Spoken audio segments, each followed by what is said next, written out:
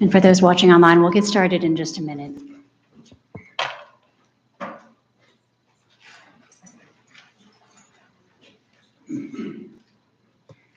Okay, at 5 p.m. on Thursday, December 7th, 2023, I'd like to call to order this joint meeting of the Town of Taos and Taos County. And I'd just like to remark that I think this is the first time that we have had our full council and our full commission in person together. So thank you, everyone, for being here when there's a lot of other things you could be doing tonight. So thank you. Madam County Clerk, would you please call the roll for the County Commission? Commissioner Romero, Present. Commissioner Vihil, Present. Commissioner Mascareñas, Present. Vice Chair Romero, Present. Chair Brush. Present. And friendly reminder to folks, when you're talking at the podium or up here, have your green light on. If you're not talking, please turn off the mic for the feedback. Mr. Mayor. Madam Town Clerk, will you please call roll? Mayor Maestas, Present. Mayor Pro Tem Fernandez, Present. Councilmember Evans, Present. Councilmember Fambro, Present. Councilmember Ortega. Presente. Thank you, everyone. And Councilor Fambro, would you please lead us in the Pledge of Allegiance? And folks, if you could please stand for the pledge and the salute to the flag of New Mexico.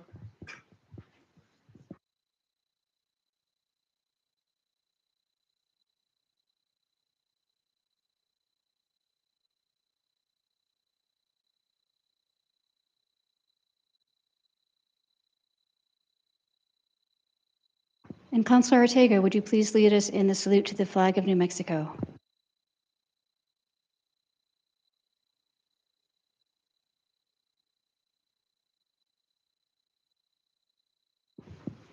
Thank you, everybody.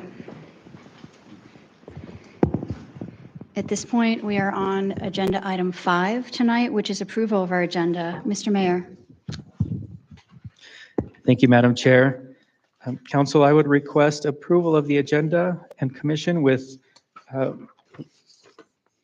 move of item 8A, discussion of lodgers tax uses and requests, to after item 9A, the executive session.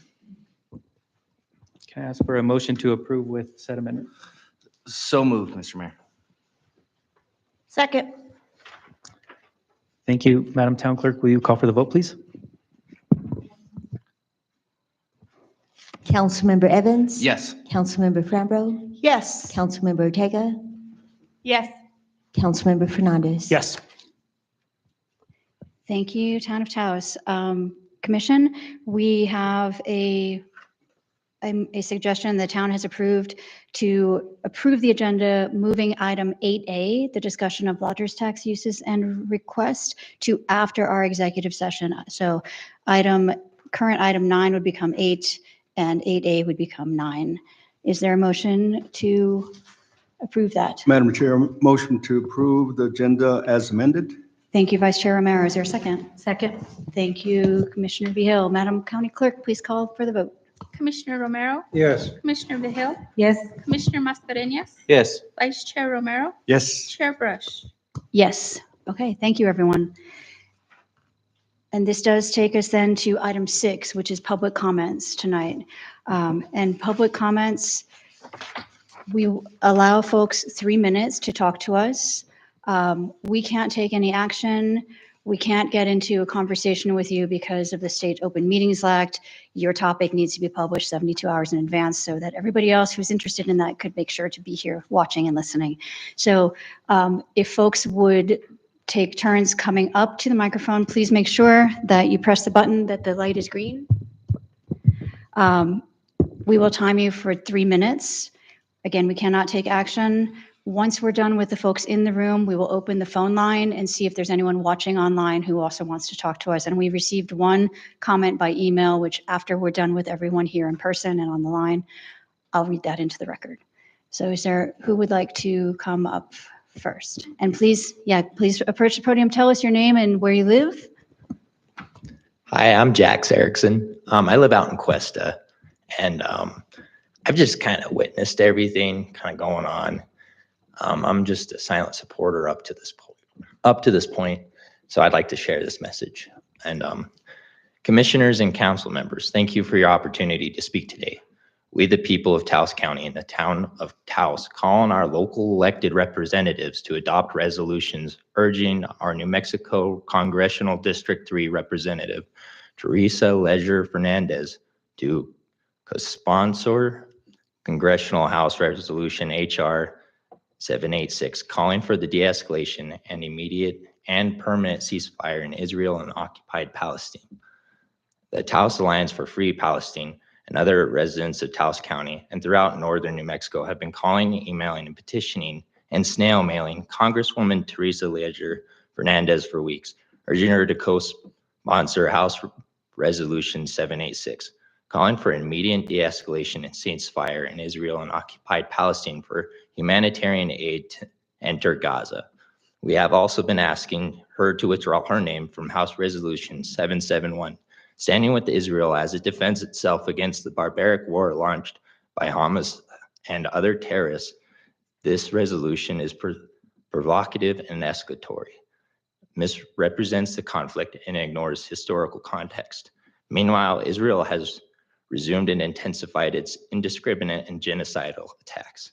And since there still has been no meaningful response from our Congresswoman to our pleas, we decided to reach out to our elected representatives to prevail on Congresswoman Leisure Fernandez to act on behalf of the majority of her constituents' requests. And in the interest of human decency and mercy and love by sponsoring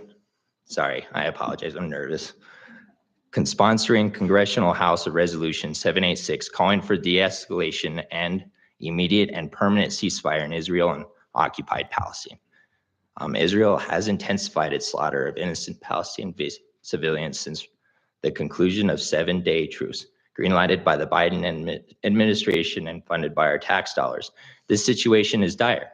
Nowhere is safe in Gaza for our people to shelter. There is no food, no water, no medical supplies, nothing. More people are being killed with every passing minute, including Palestinian families and friends of our local Taos Palestinian Muslim neighbors. Sorry. Zionism is not Judaism. Muslim, Jewish, and Christian Palestinians have lived together peacefully before United Kingdoms imposed its rules on the region.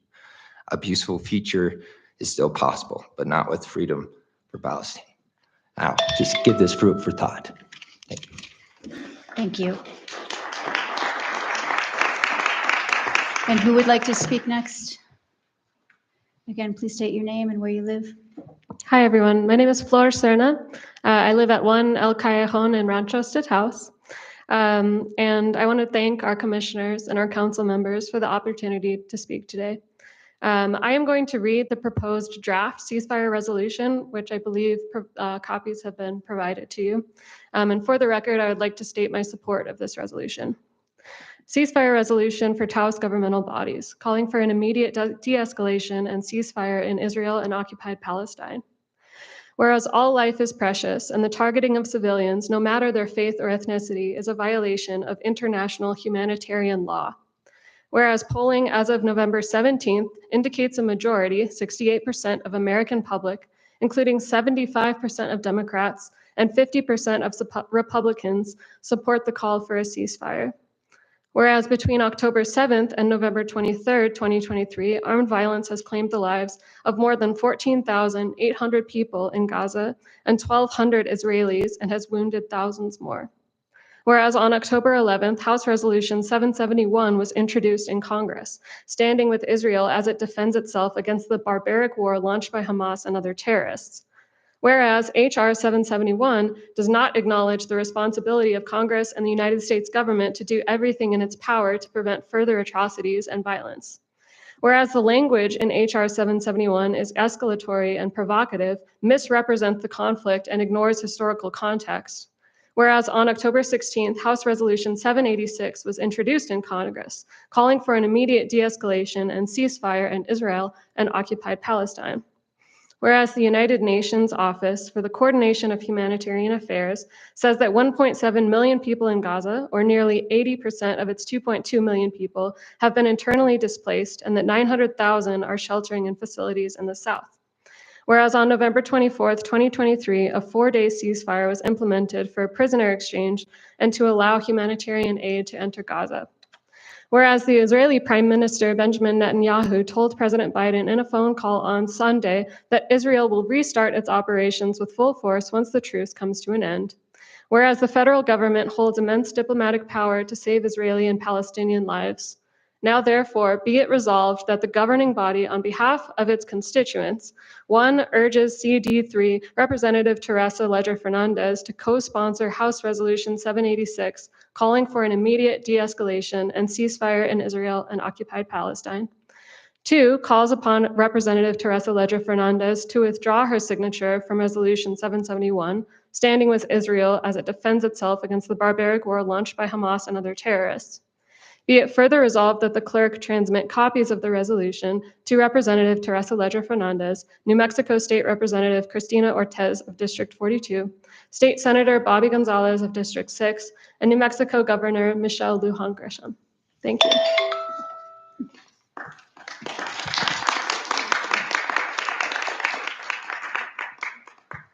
Thank you. You want to come up next? Hello, my name is August Green. I live in Taos. Good afternoon, and thank you again for our county commissioners and town council members for the opportunity to provide comment on this issue. I would like to take a moment to read House Resolution 786 for those who are unfamiliar with it. This is the resolution that we are asking Teresa Ledger Fernandez to co-sponsor, and that our draft resolution urges Teresa Ledger Fernandez to adopt. The resolution was introduced October 16th, 2023. Please note that the number of Palestinians killed has increased from 2,700 to over 16,000 since the introduction of this resolution. Calling for an immediate de-escalation and ceasefire in Israel and occupied Palestine.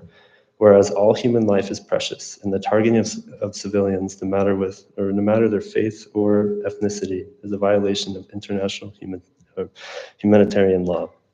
Whereas between October 7th and October 16th, 2023, armed violence has claimed the lives of over 2,700 Palestinians and over 1,400 Israelis, including Americans, and wounded thousands more.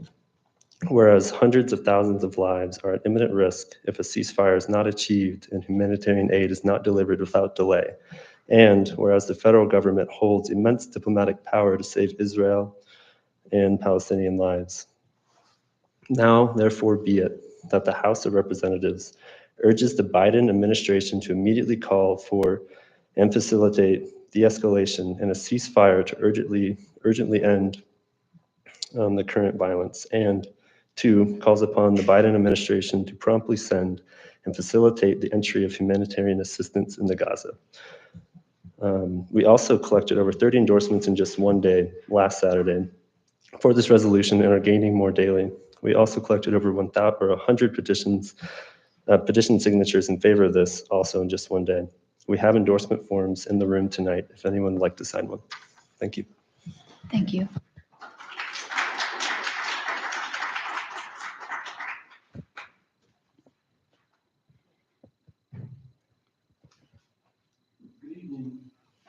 Hello. Good evening.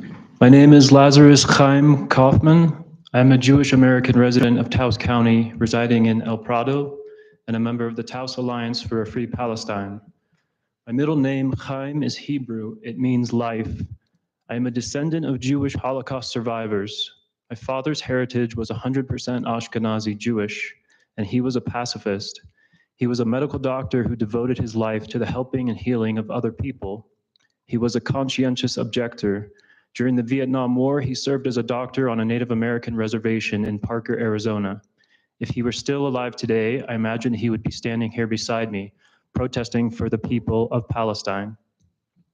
As fate would have it, 2 of his daughters, my older sisters, ended up marrying Palestinian men and have children with them. As a result, my father, may he rest in peace, has 7 Palestinian American grandchildren. Based on DNA test results, these grandchildren also carry Jewish Ashkenazi blood in their veins. So I have relatives on both sides of this war, and I've come here today to speak up on behalf of my Palestinian relatives and their extended families, as I believe they are the people who need our help most desperately right now. I come here to ask for an immediate ceasefire in the Gaza Strip of Palestine. I come to ask that the United States stop providing financial assistance to Israel for this genocide. I never gave consent for my country to use my tax dollars to help Israel wage war on my relatives. Several thousand Palestinian children have already been murdered in Gaza by the Israeli military. How many more have to die before the United States will recognize these acts as crimes against humanity committed by the Israeli government? I don't want to read about this 10 years from now, about how our government made another grave mistake based on false intelligence. Have we not already done enough damage to the Middle East with all the previous wars we have waged? Please, I ask you to do whatever you can with the power bestowed in you to immediately stop this horrific tragedy of escalating any further. Contact our New Mexico representatives and let them know that we, the people of Taos County, do not consent to this war. They were elected to represent our best interest, and thus far they have not heard us. This is unacceptable. Thank you. Thank you.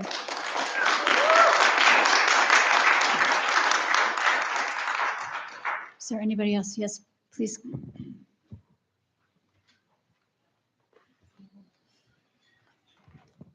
Hello. Hi, my name is Yusra Griffith. I live in Llano, Quemado. Sorry.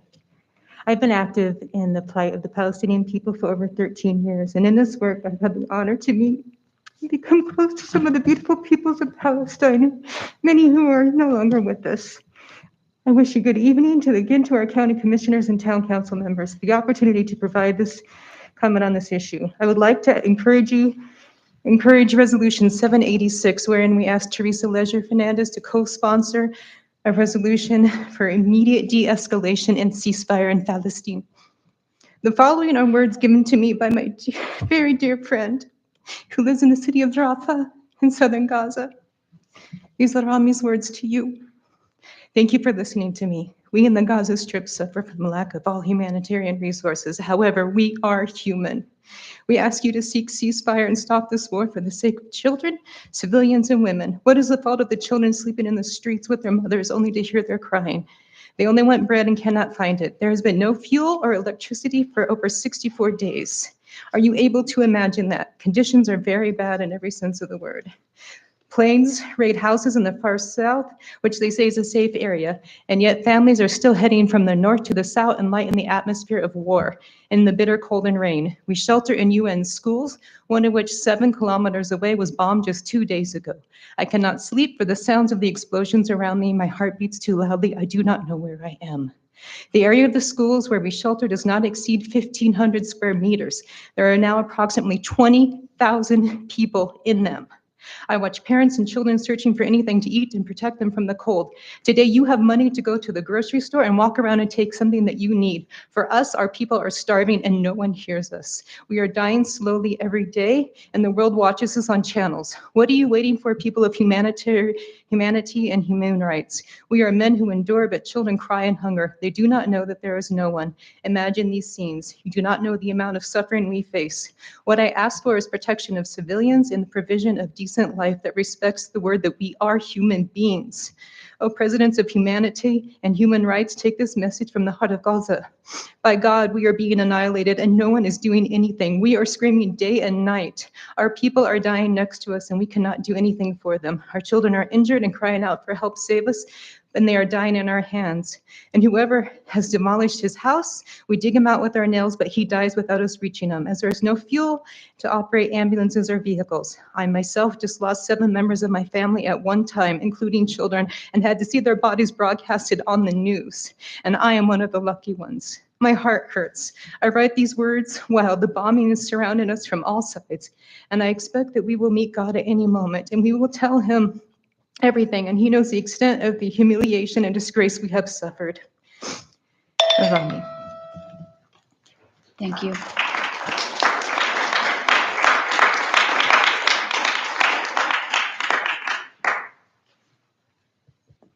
Hello. Hello, my name's Penny Holland, and honestly, I'd rather be here talking to you about community schools or bike paths or something like that. But as a Jewish person and a trauma therapist, I feel obligated to be here speaking in support of a permanent ceasefire to the violence in Israel and Gaza.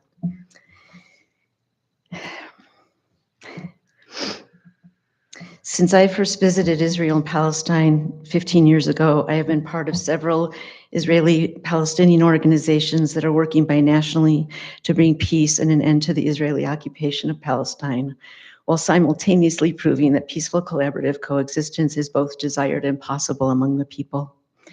These organizations recognized decades ago the obvious that there is no violent solution to this conflict. Violence has not kept Israel safe for 75 years. Violence has not kept Palestinians safe nor allowed them the dignity of their freedom for 75 years. Violence has instead kept us polarized and disconnected for 75 years, making it easier for us to dehumanize each other. I am grateful to know Israeli Jews and Palestinians who, even now with what's been happening since October 7th, continue to envision a world where they can live together as neighbors. They are honest about their very normal visceral reactions of fear, anger, and grief, and yet they remain committed to rise above the pain, to return to a place of love. They speak of having binational minds and hearts, and never have I seen that truer or stronger than today. As a Jew, I am ashamed of the horror committed by my people against Palestinians. And I am ashamed that our US government helps fund it to the tune of billions of dollars every year, and perhaps more with this week's vote. I dream of what Israel-Palestine would look like were we to spend even half that amount on the efforts of those working towards peace, justice, and a free Palestine. I come from Jewish grandparents who, like so many Jews, were expelled from Eastern Europe during the pogroms, and of course grew up knowing of the horrors of the Holocaust. As I grew up with the stories and the tangible fear felt by my people, I have vivid memories of my maternal grandmother's hysterical laughter as she relayed the experience of dropping her baby sister as she fled the pogroms. Only later, as a trauma therapist, did I understand that her hysterical laughter was a trauma response. And similarly, I recognized the trauma of both peoples when I first went to Israel and Palestine in 2008. At that time, I became determined to be part of communities that sought to transform trauma, because when it's left unhealed or untransformed, it is likely to be reenacted as we are seeing today and have seen for the past 75 years. One of the communities I work with is made up of Palestinian and Jewish Israeli teenage girls and young women who have had the courage to come together with those they've been taught are their enemies. They have been who've taught me to have the courage to be here tonight and ask you to do the right thing to support a permanent resolution to a ceasefire. Thank you. Thank you.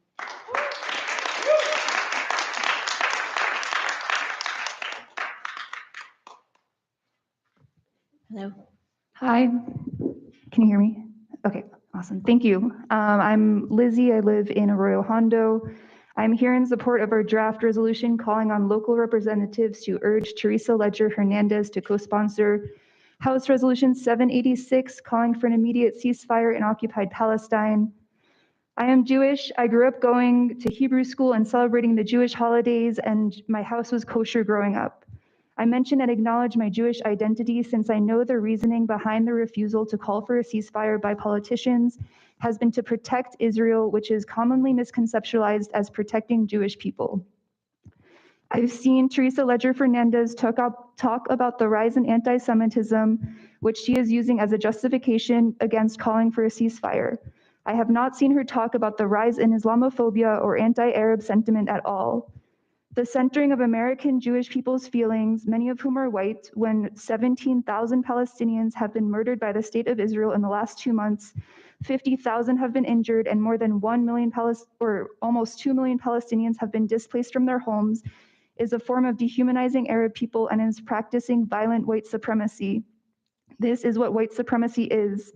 If we want to talk about anti-Semitism, we can talk about how Israel's use of Judaism to justify a genocide is anti-Semitic, and how Israel and Zionists have used Judaism to justify the violent displacement and imprisonment of hundreds of thousands of Palestinians over the last 70 plus years is anti-Semitic. That's why Jews across the world shout, "Not in our name," because the use of Judaism to justify violence, oppression, genocide, white supremacy is anti-Semitic. You cannot justify Israel bombing Gaza.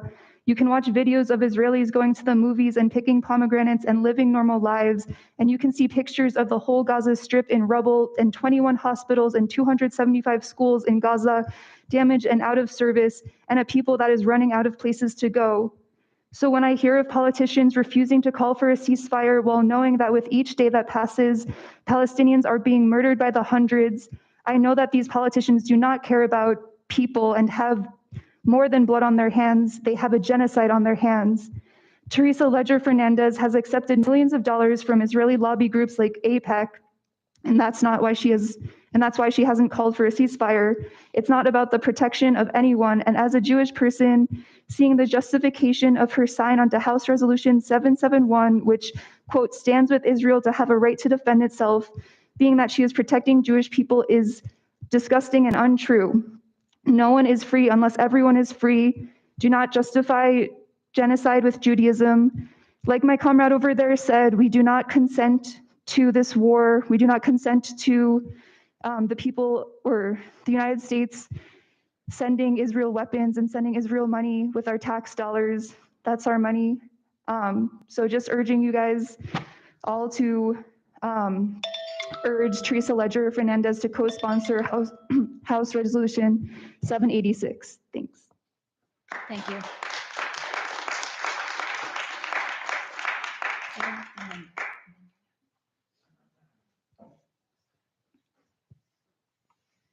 Hello. Good evening. I'm Tony. I live in Ranchos. I'm part Syrian, and my partner is, from what I gather, one of the few Palestinians in Taos. She did not want to attend tonight because she feels increasingly unsafe in this country. And as our president and our elected leaders like Ms. Fernandez continue to give their unbridled support to Israel, gloves off, anything goes, all Palestinians are terrorists, all Arabs are terrorists, support, she feels increasingly unsafe. And as I'm sure you know, we've had multiple Palestinian Americans shot and killed in the last couple months. And with so many gun carriers in New Mexico, This is a legitimate concern of ours. So I'm going to give a more personal perspective, a more local perspective. I think many others have spoken to the atrocities that are going on because we're not calling for a ceasefire, and any cursory glance at the news should give you that information. So that's where I'm coming from. I'm going to try and keep it short because that's my home concern. That's what I'm living with, aside from her family being in danger every day in Palestine. I'd like to read two things. One is a letter that our Governor Bent wrote before the Taos revolt, of which there are many similarities to what happened on October 7th. He wrote, as other occupation troops have done at other times and places, they undertook to act like conquerors, to interpose your authority to compel, he implored his colonel here in Taos to interpose his authority to compel the soldiers to respect the rights of the inhabitants. These outrages are becoming so frequent that I apprehend serious consequences must result sooner or later if measures are not taken to prevent them. Interesting. And then at the request of my partner, I'm going to read a poem that was written by a doctor from Gaza who was killed today along with his entire family in an airstrike. He was a university professor of Shakespeare. He was a prolific writer and translator, and a civilian. And this is his poem. It's called If I Must Die.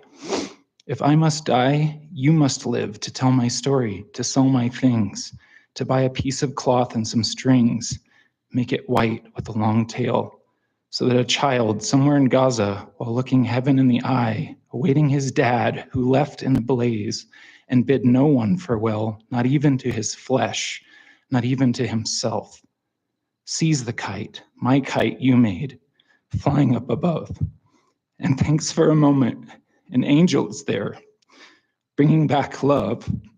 If I must die, let it bring hope, let it be a tale. And that's a poem by Dr. Rifat Al-Arir. Rest in peace. Please do the right thing. Let the right message come from the people to you and up the chain.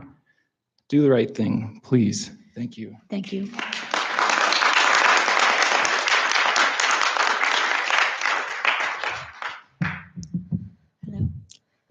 Hello, thank you council members and commissioners for allowing us to speak here today. My name is Enya and I am a resident of Taos County, situated in Cuesta. I have a dear brother in Gaza whom I consider my brother, which is why I stand before you today on December 7th,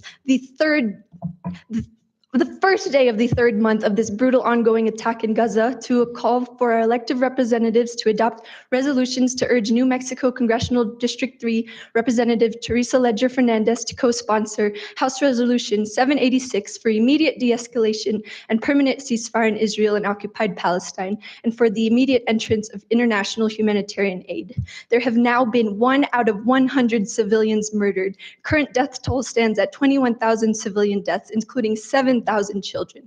To make this relatable to our US population in scale, that would be 2,404,106 Americans killed, 6,326,758 Americans wounded, 64,800,000 homes destroyed, 284,704,123 Americans displaced.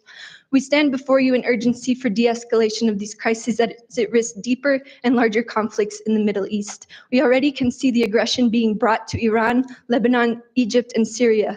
As someone myself with a background in international relations, myself and other colleagues who are political scientists are monitoring the situation closely and are very concerned about regional war in the Middle East, further threatening international stability and security. We should also all know that the funding for these wars threatening our societies worldwide are at the expense of Americans through our taxations.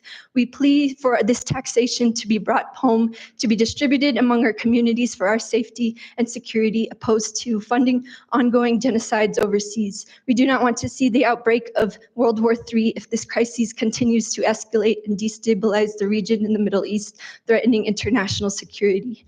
As Taoseños, we advocate for the safety of our Palestinian and Israeli relatives. Further escalation of this war will more and more take away from any prospect of diplomacy, disgracing civilian lives, cursing any prospect of peace for the descendants of Israelis and Palestinians alike, together for the lands they both call home. If I may have to remind our governmental bodies of our greater New Mexico community, I will right now remind us all and Representative Teresa Ledger Fernandez that as New Mexico residents, we belong to a state with dignified tribal nations, with their rich history, cultures, and resilience who have also endured genocide. I believe it'd be an absolute disgrace to our state and our New Mexico's First Nations to not take a stand for any population anywhere on earth enduring these atrocities. For the sake of human dignity and this leadership's integrity, we ask you again to please advocate and sponsor House Resolution 786 so we may move forward, saving civilian lives, building security and stability not only for Israelis and Palestinians, but also our international community at large and our community here at home. Thank you. Ceasefire now. Thank you.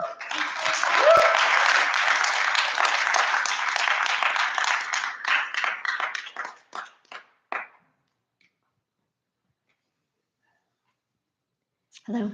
Hello, my name is Chitan I'm born and raised on District 3 out there on the Mesa. Currently reside in Rancho State, Taos. Some of you I know for a long time, others I've recently met. I'm grateful to be here and I'm super grateful for the commissioners and our mayor, my Estes, and the council members that are here today. Looks like it's the whole crew, which is very exciting. So yeah, I'm here. I'm here for Palestine, obviously, and let me get up some notes real quick. So, yeah, I'm here in support of the draft resolution calling on our local elected reps to urge Teresa Ledger Fernandez, co-sponsor of the Congressional House Resolution 786, calling for de-escalation and an immediate ceasefire in Israel and the occupied Palestine. I've been calling Teresa every other day for, I don't know, like 3 weeks. All three of her offices, Las Vegas, Santa Fe, and DC. Only once have I talked to her secretary.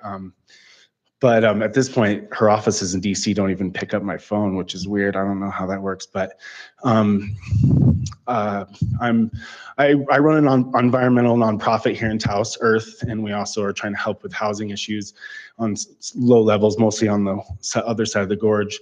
Also, I do a production company and I'm a clown. So what I'm about to say is not really that funny, but I just love to bring humor into people's hearts. And I admire children everywhere I go, seeing the innocence that they have. And recently I got on Instagram, which I don't really like that kind of social media, but I got on there because it was holding more truth in the imagery that I was seeing than anywhere else. And the amount of dead children I've seen in the last, I don't know, last month, it really has really traumatized me and put me through a lot of PTSD. I didn't realize we could just have that much access to gore that's real life and paid for by our tax dollars. So I urge people to start following the reporters that are on the ground that may not be alive much longer.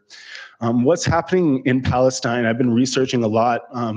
Prior to the Ottoman Empire, there was a lot of peace. The Jewish communities, the Christians communities, and the Muslim communities all owned property, lived in solidarity, had government positions, did a lot of different stuff. The Jews that ran the banks and the trade and many other things all throughout the Ottoman Empire for over 600 years. And same with the Syrian Empire. So really for about 1,000+ years, there has not been issues in the Middle East. And it's only a recent, problem that's been coming up. And it has a lot to do with Britain handing over the land to the Palestinians and then taking it back and giving it to the Zionists. And some of the original Zionists were atheists. They didn't even believe in God. So it's strange to me that a lot of people are saying, anti-Zionism is anti-Semitism, and that's really not the factor or truth in any way. But so just wanted to kind of give you a little history. Search of the Ottoman Empire, check it out, see that we can live in peace because we have for thousands of years prior. Thank you.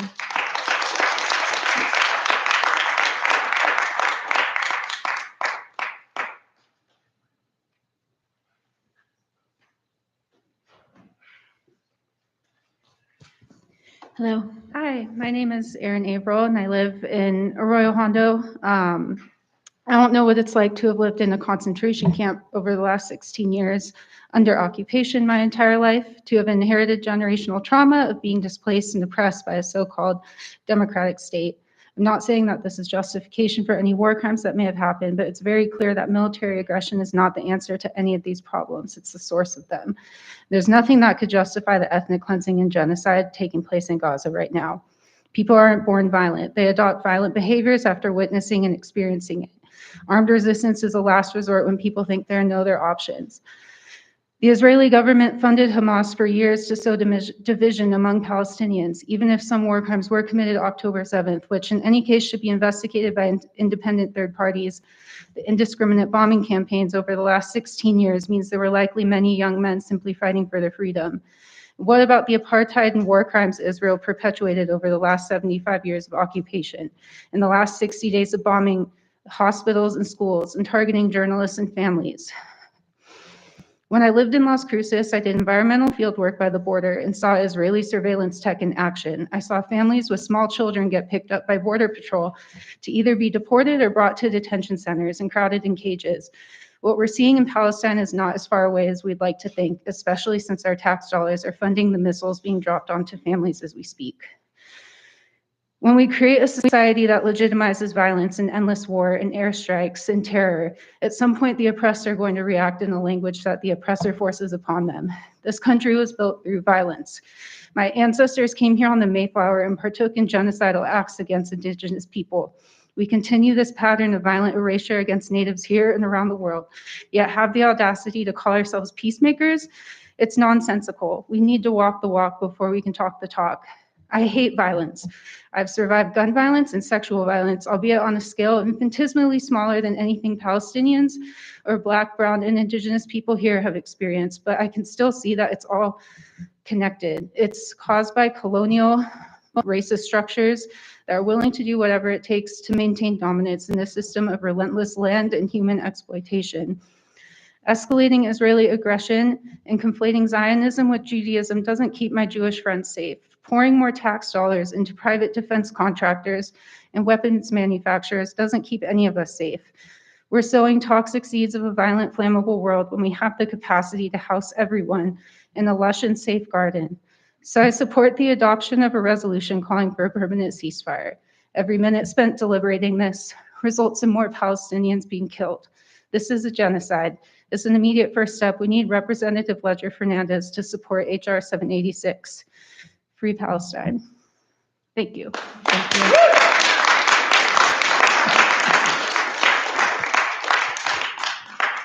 Is there anyone else in the room? Yes, please come up and again, tell us your name and where you live. Good afternoon. My name is Carlos Miller. I live in Taos, New Mexico. I serve on the town council as the youth council member. Originally, I came here tonight to express disappointment in this joint meeting and not properly addressing some of the issues standing between both parties, especially in regards to items such as short-term rentals. But as I stand here among these very beautiful voices, I have to share a poem.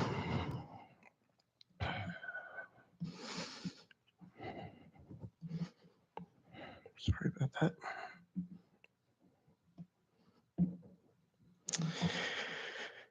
Flights of stairs.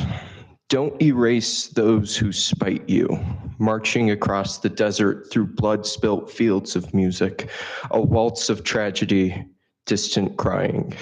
Those stairs go in all directions. Step down to the level of manic animals or rise above inhumane ideology, separating civil from the dying. Don't march down the stairs and across lines to the eternally burning emboss. Bombs rain like wretched acid, ravaging a landscape of life true. Step to one side of the stair, let independence reign supreme, taking a breath from hatred, giving faith in humanity. Step to the other side and block all help to those burnt, blistered, pained souls. No water, no electricity. I see where you've stepped as the crowd of 300,000 take their place in the bland stories of war fools, genocidal maniacs in the name of revenge. Ignore their religion, their shape and sound. Look at what they want: murder, swift and merciless. Then look at what we can do. Thank you. Thank you.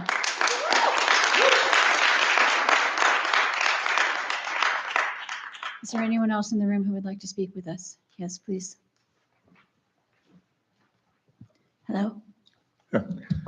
My name is Rick Brown, and I live here in Taos, and thank you for offering us this chance to speak before you and present our resolution for a ceasefire, and I'm come here early in support of it, and I don't really have a lot to add above what everybody else has said, but I just want to bring up for your consideration that you think about who we are. We entrust you to represent us, the people of Taos and Taos County, above any other interests. You're here to represent us, and I just want to remind you, in case you need any reminders of who we are. We're a community that takes care of our hungry. Some of us spend a lot of time volunteering, and we raise a lot of money to feed the hungry among us. We're compassionate toward our homeless population more than a lot of other communities that I know of are, and we're a sanctuary community. That's one thing. In case you think there is a precedent for taking a different position from the big government in Washington about an important issue that a lot of us feel strongly about, and as your representatives, I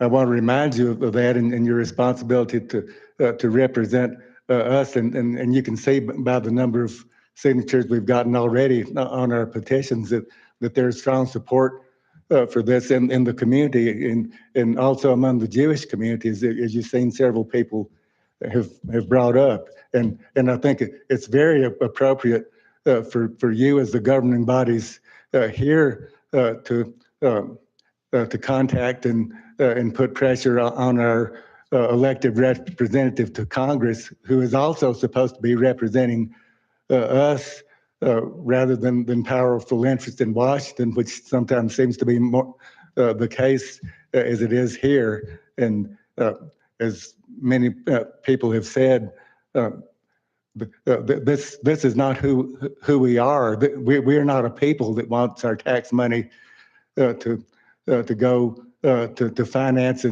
a country to wage total war against the people that they've pushed into like a tiny reservation that have no army. It's not war, it's slaughter. We've seen hospitals bombed, we've seen medical workers killed, children killed. We've seen all that. It's even been on TV. It's not something that we can say we don't know about. So I just urge you to approve this resolution and do the right thing on this issue that's important to a lot of us. Thank you. I thank you. Thank you.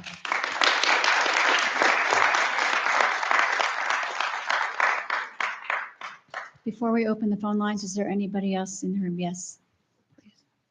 And if you are listening or watching online, just please note the number 575-737-6310. We'll turn the phone line on when we're done with voices in the room. I want to reiterate everything that's been said here about the conflict in Israel and the Gaza Strip. The fact that we're comparing numbers of dead on each side is idiocy. We, to the extent that we do that, we participate in a cohort of idiocracy. It's just shameful. In 1963, Bob Dylan wrote Masters of War. He was later awarded the Nobel Prize for Literature. Come you masters of war, you that build all the guns, you that build the death planes, you that build the big bombs, you that hide behind walls, you that hide behind desks. I just want you to know I can see through your masks.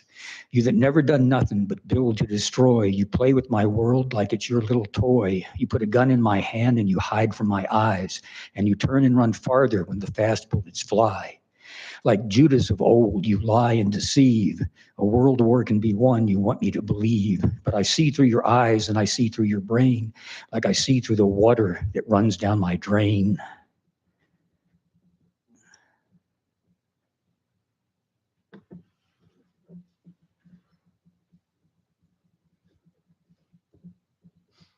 a slow computer. You fasten the triggers for the others to fire, then you sit back and watch when the death count gets higher. You hide in your mansion as young people's blood flows out of their bodies and is buried in the mud. You've thrown the worst fear that can ever be hurled, fear to bring children into the world. For threatening my baby unborn and unnamed, you ain't worth the blood that runs in your veins. How much do I know to talk out of turn? You might say that I'm young. You might say I'm unlearned. But there's one thing I know, though I'm younger than you, even Jesus would never forgive what you do. Let me ask you one question. Is your money that good? Will it buy you forgiveness? Do you think that it could? I think you will find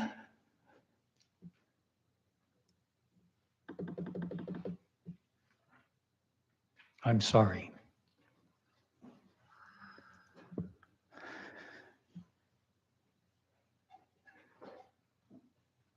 Oh, it doesn't appear that my computer is going to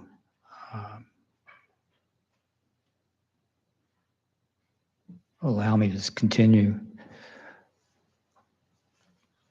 You should draft a letter to the representative and to both senators calling for an immediate ceasefire.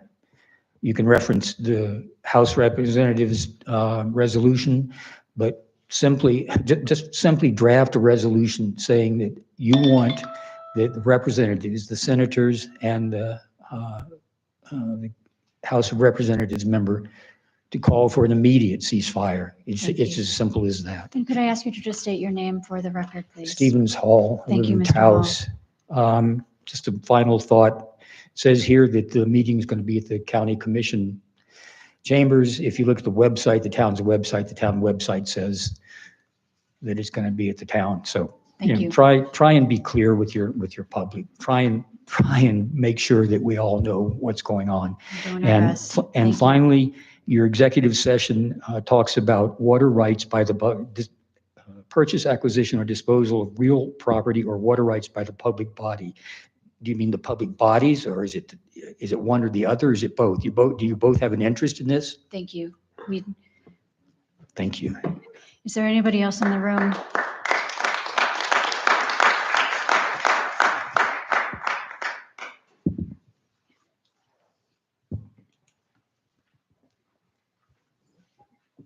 Hello. Hello. Good evening. My name is Maya Anthony. I live in San Cristobal. And I don't have much to add. Everyone has really summed it up so beautifully. I just wanted to make my voice heard and my support for Resolution 786 and just share my feelings around the neutrality always helps the oppressor, never the oppressed. And that's just something I've been sitting with around watching the horrors that we're witnessing right now. And I'm grateful for the opportunity to not be neutral and use this elected body to send the message up. So thank you. Thank you very much. Thank you.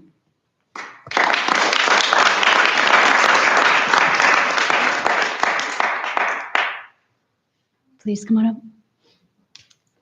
Hello. Hello, my name is Nausicaa Bird. I live in Ranchos. Thank you so much for hearing us tonight. I just want to simply say that the town of Taos is approximately the same size as Gaza. And the population of New Mexico in total is about 2.1 million people. The population of Gaza is 2.4 million people. I would like to ask us right now to take about 10 seconds and just feel that. Just feel the reality of that.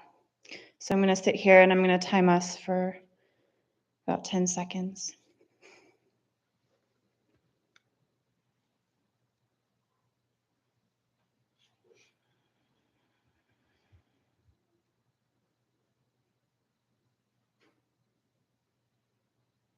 Thank you. Thank you.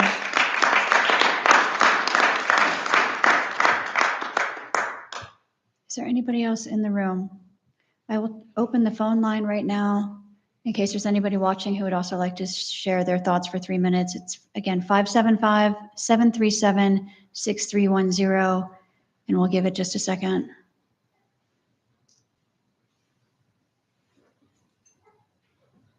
Five, 737-6310.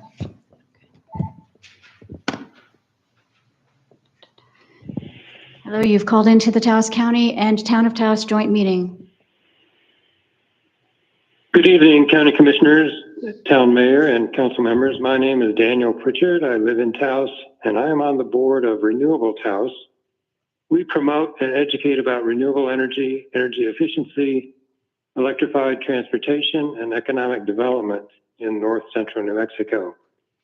I want to thank the county and town for participating in the Resilient Community Coalition, along with the other members, including Taos Schools, Flor Foundation, UNM Taos, Taos Ski Valley, Red River, Cuesta, and Kit Carson Electric. I urge the county to pass a supporting resolution and apply for grant funds through the Community Energy Efficiency Development Block Grant Program that has been championed by our state representative, Ortez. Many millions of dollars are available, and these funds can be used in many ways to help low-income families in Taos County by enhancing energy efficiency through education and direct installation of energy efficiency measures. Thank you, and thank you for your community service. Thank you. Okay, one more time, 575-737-6310. First time we've had two. 5-737-6310. There's a delay. Hi, you've called into the joint Town of Taos, Taos County meeting. And please mute your device in the background. Into the joint Town of Taos, Taos County meeting. Are you there? Hello? Can you hear me? Yes, we can. Okay. All right. I'm going to begin. Hi, my name is Lauren Wilsey, and I live in Taos County. I live right over in Talpa. I want to thank you, commissioners and county members, for being here and taking the time to hear us today. A lot of you have covered a lot of incredible aspects today, so I'll keep this short and sweet. I'm here today because I support the draft resolution introduced today, and I also support House Resolution 786.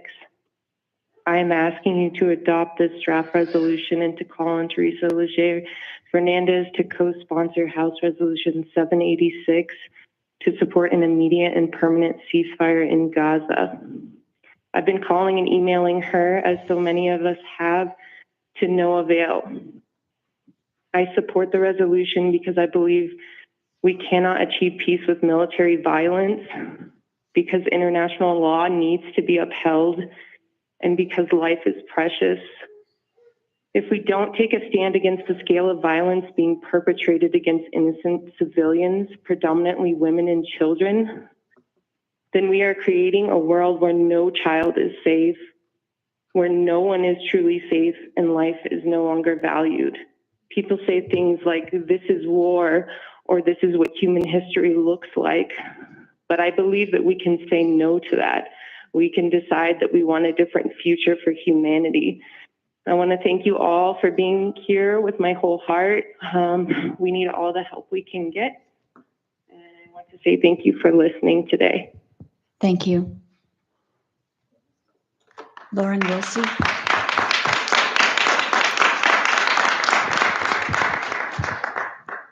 Five, 7-5.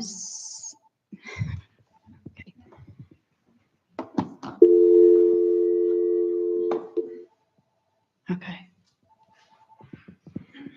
Hello, you've called into the joint Town of Taos, Taos County meeting.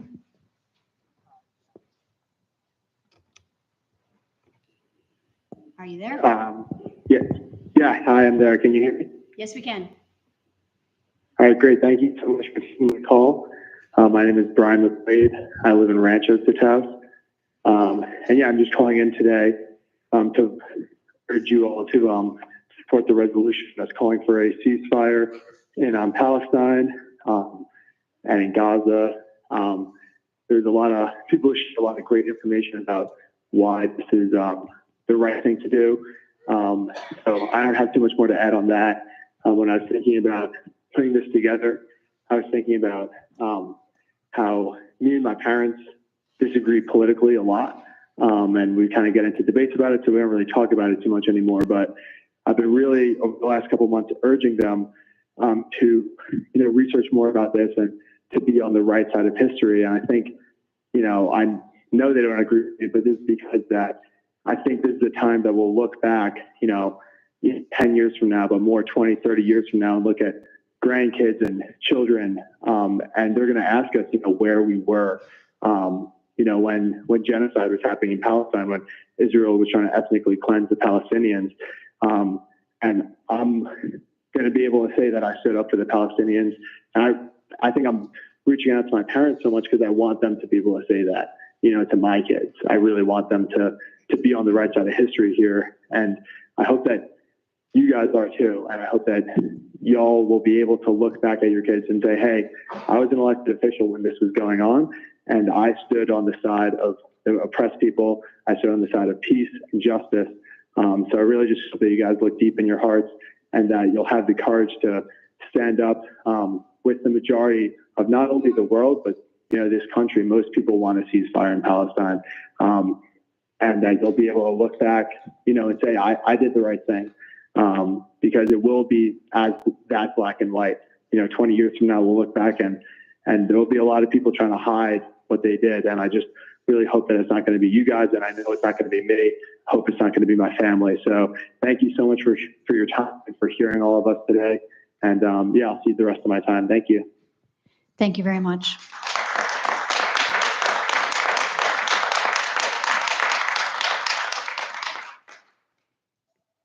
Okay, we have another call. Hello, you've called into the joint Town of Taos County meeting.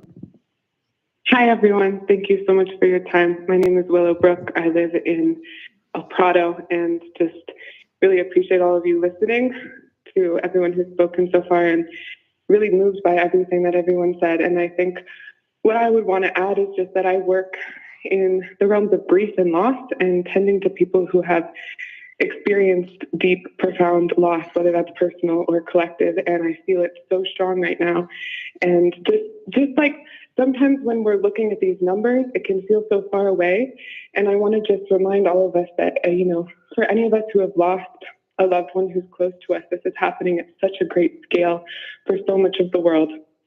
And I urge all of us to do what we can to stop that. And, passing House Resolution 786 and urging Teresa Fernandez is a huge part of that for us here in Taos. And just appreciate everyone listening and taking that into account as we move forward. Thank you so much. Thank you.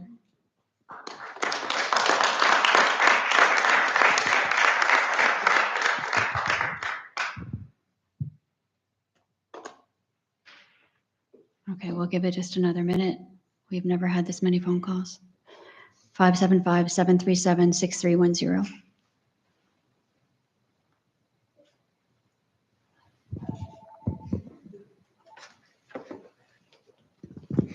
Hello, you've called into the joint Taos County Town of Taos meeting.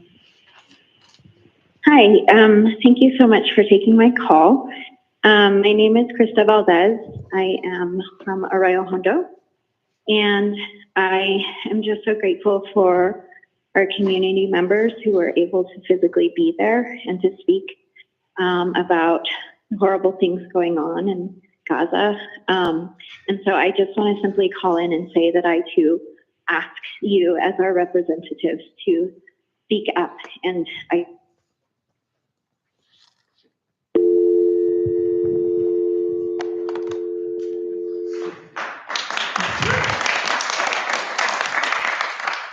I'm so sorry, Krista. I'm not sure what happened there, but we'll leave the phone on for just another minute.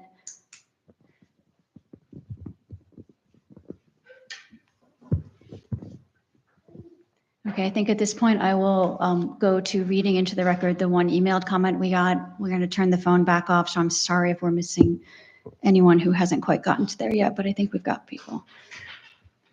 And I will also be timing myself as I read. So this is the email that we all received, all commissioners, all counselors. My name is Susie Schwartz in El Prado. Thank you to the Board of Commissioners and Town Council members for the opportunity to make a public comment. I am also writing to respectfully ask you, our representatives, to adopt resolutions calling on our Congresswoman to sign on to the Congressional Ceasefire Resolution. I would like to mention that we are emphasizing the importance of the Congressional resolution process because it is the mechanism Congress has for leveraging the administration. HR 786 was introduced on October 16th.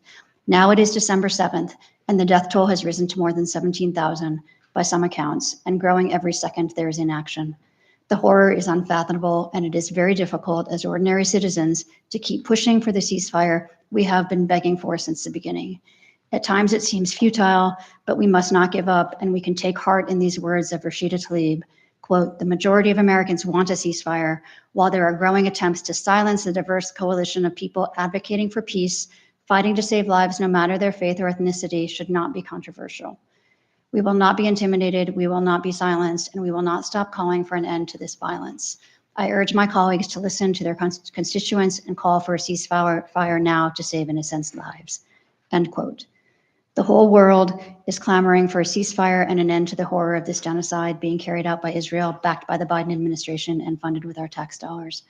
A number of our congressional members and members of the Senate have now finally begun to make statements about working toward or making generic statements about the need for a ceasefire at some point. But the language in HR 786 is clear and unequivocal, and this is what we need right now. Representatives Cori Bush, Rashida Tlaib, and the other co-sponsors of HR 786 are to be commended for their courage in standing up early on. Yesterday, United Nations Secretary General Antonio Guterres invoked Article 99 of the new UN Charter to formally alert the Security Council about the global threat posed by Israel's onslaught in Gaza.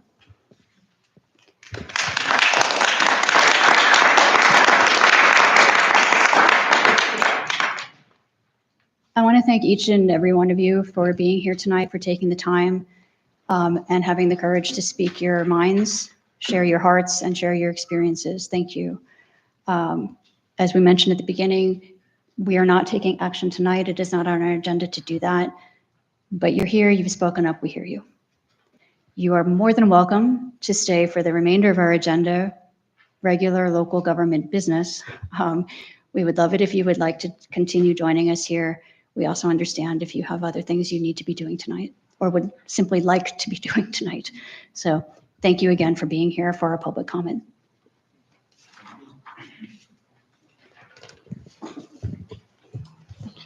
Thank you, Bob. Timed myself twice. Okay, this takes us to item number 7 on our agenda. And that's presentations. 7A is a presentation on law enforcement assisted diversion, otherwise known as the LEAD program. And with us to talk about this important program is Mr. Dennis Romero. Thank you so much for being with us, Mr. Romero. Good to see you.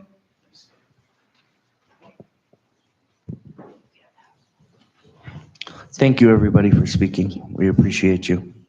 Yeah, thank you. I should have given folks a moment. Do you want to say anything? Yeah. Good evening. Good evening. Thank you for being here again. Yes, ma'am. So my name is Dennis Romero. Thank you for the opportunity to talk to you guys a little bit about the LEAD program here in Taos. I'm sure where we are and where we hope to go. And so, like you stated, ma'am, LEAD stands for Law Enforcement Assisted Diversion. It's a program that is geared to allow law enforcement to refer folks that they're encountering that are having problems with breaking the law because of substance abuse disorder. And so there's been a big change in how society wants law enforcement to work with folks with substance abuse disorder. We all know that initially when drug abuse or drug addiction became a topic, it was considered a criminal problem. And so we had law enforcement try to address that best we could, coming from the 60s to now. Believe that that has not completely worked. Addiction is a sickness, it's not a crime. And so I think as a society, we finally got there, and we finally have started to find ways to help our law enforcement officers deal with some of these folks that they're encountering on a regular basis because of substance abuse. We all hear about revolving doors. We all hear about recidivism. We all hear about how it's just never ending. And I think that one of the biggest reasons for that is because we haven't been addressing substance abuse disorder correctly. I think that we need to address it for what it is. It's an illness, it's a sickness. And I'm pretty safe to say pretty much everybody in this room probably knows, loves, or has loved someone that has suffered with substance abuse disorder. I think it touches us all. It doesn't discriminate. It touches the wealthy, the poor, the minority type folks. It's sickness. And so this program was started in Seattle, Washington first, and it came to light after the city of Seattle was sued by folks that were advocating for rights for folks, civil rights. And so the police chief at that time put it back on these activists and said, well, help me fix the problem because I really don't know how to do this. I can't do this by myself. So people got together, started collaborating, and this program was born there, and it became a national program. So what we're asking the law enforcement officers to do is to divert folks to our program, the LEAD program.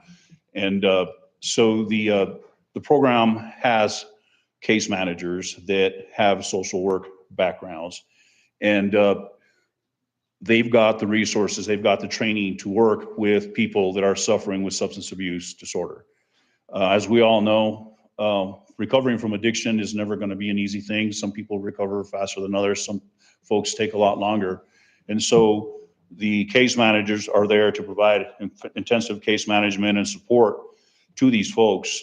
And so the law enforcement officers identify somebody that's having issues and refer them to the program. And I'll talk about the criteria here in a little bit, but the whole purpose for the program is to give law enforcement an avenue or a place to refer folks to help them with these people that are having issues with substance abuse and are causing them to break the law and cause a strain on the criminal justice system and on the courts, the hospitals, the jails, the police.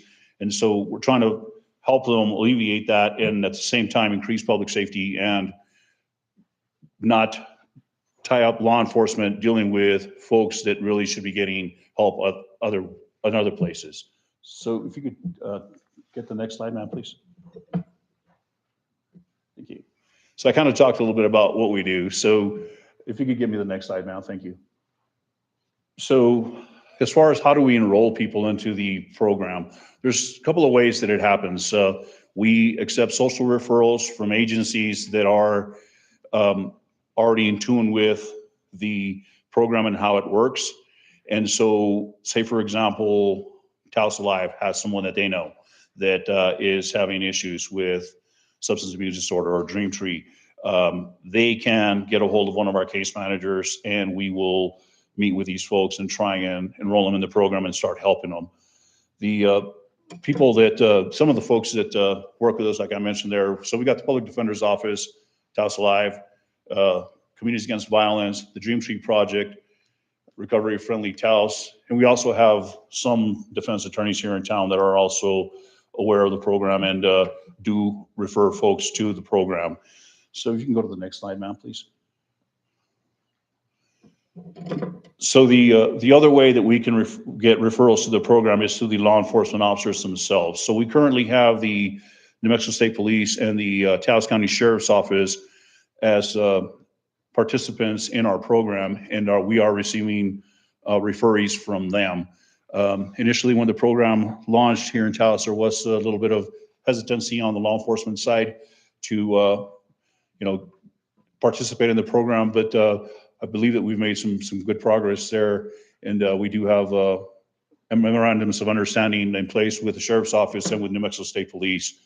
And so their officers have received training on what people will qualify for the program and what won't, or which people won't, and they make the referrals to the program based on the criterion that I'll discuss here in a little bit. If you could give me the next slide, ma'am, please.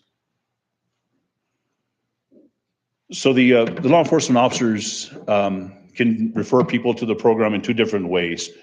They can make what is called a social referral, and a social referral is real simple. So the LEAD program understands that the people best suited to identify folks that are having SUD issues and problems with the law are going to be the police. They're going to know their people that they serve. They're out there every day. They're out here handling calls. So they know the people in the community probably better than a lot of us do. And so they already know who they encounter is suffering from an SUD and is getting in trouble criminally. So what they can do is they can get a hold of us and say, hey, Dennis Romero is, constantly getting arrested at Walmart for trespassing. And I think he's doing that because he's got an SUD issue. I've talked to Dennis. Dennis wants help. Can you talk to Dennis and get him in your program? And can we start working with Dennis to get some kind of therapy for him? Let's help him recover from his addiction so that he can stop offending. So that's one way they can do it. The other way they can do it is they can divert somebody to the program versus arrest. And that is something that the law enforcement officers have a little bit concern about. And it's understandable because their sentiment is their job has always been law and order. Their job has been to protect and to serve and to keep the community safe, quote unquote. And so a lot of times they're hesitant to refer somebody to the program because they're afraid that that person may go and kill somebody down the road or something. And so they're afraid of that liability, if you will. So having them make diversions to the program is not as easy to do as a social referral, which is understandable. At this point, all the referrals we've gotten from law enforcement have been social referrals. We haven't gotten any diversions yet, but I believe that as the program gets a little more traction and we have a little bit more experience with working with them, they'll see that it's a safe option to use under certain circumstances. If you could go to the next slide, ma'am. So I talked a little bit about, well, I'm going to talk to you about the eligibility criterion, if you will, for somebody to get into the program. So initially, there was a lot of misinformation about the program. There was a lot of people saying it was a get out of jail free card. It was a, kumbaya, all kinds of stuff was being said about the program, okay? And in reality, the program is designed for actually a very select few. It's not for everybody that is out there offending, okay? So this is not an opportunity for somebody that is a criminal to come out and say, hey, well, I'll get into the LEAD program so I don't go to jail kind of thing.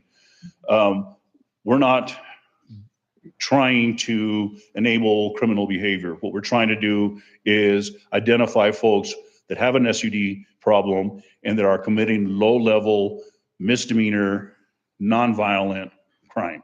So if a person, for example, has committed a battery or any kind of violence, that automatically is going to disqualify them from the program. So that is a criminal. Criminals do violent stuff. We've heard a lot tonight about violence and stuff, and it's a fact. Violence, it's a criminal thing. So we're not wanting to work with people like that. We're wanting to work with people that get caught up in drug addiction, are struggling to get their drug of choice. A lot of folks, believe it or not, got addicted by prescription medication that doctors were giving them because their back was broken.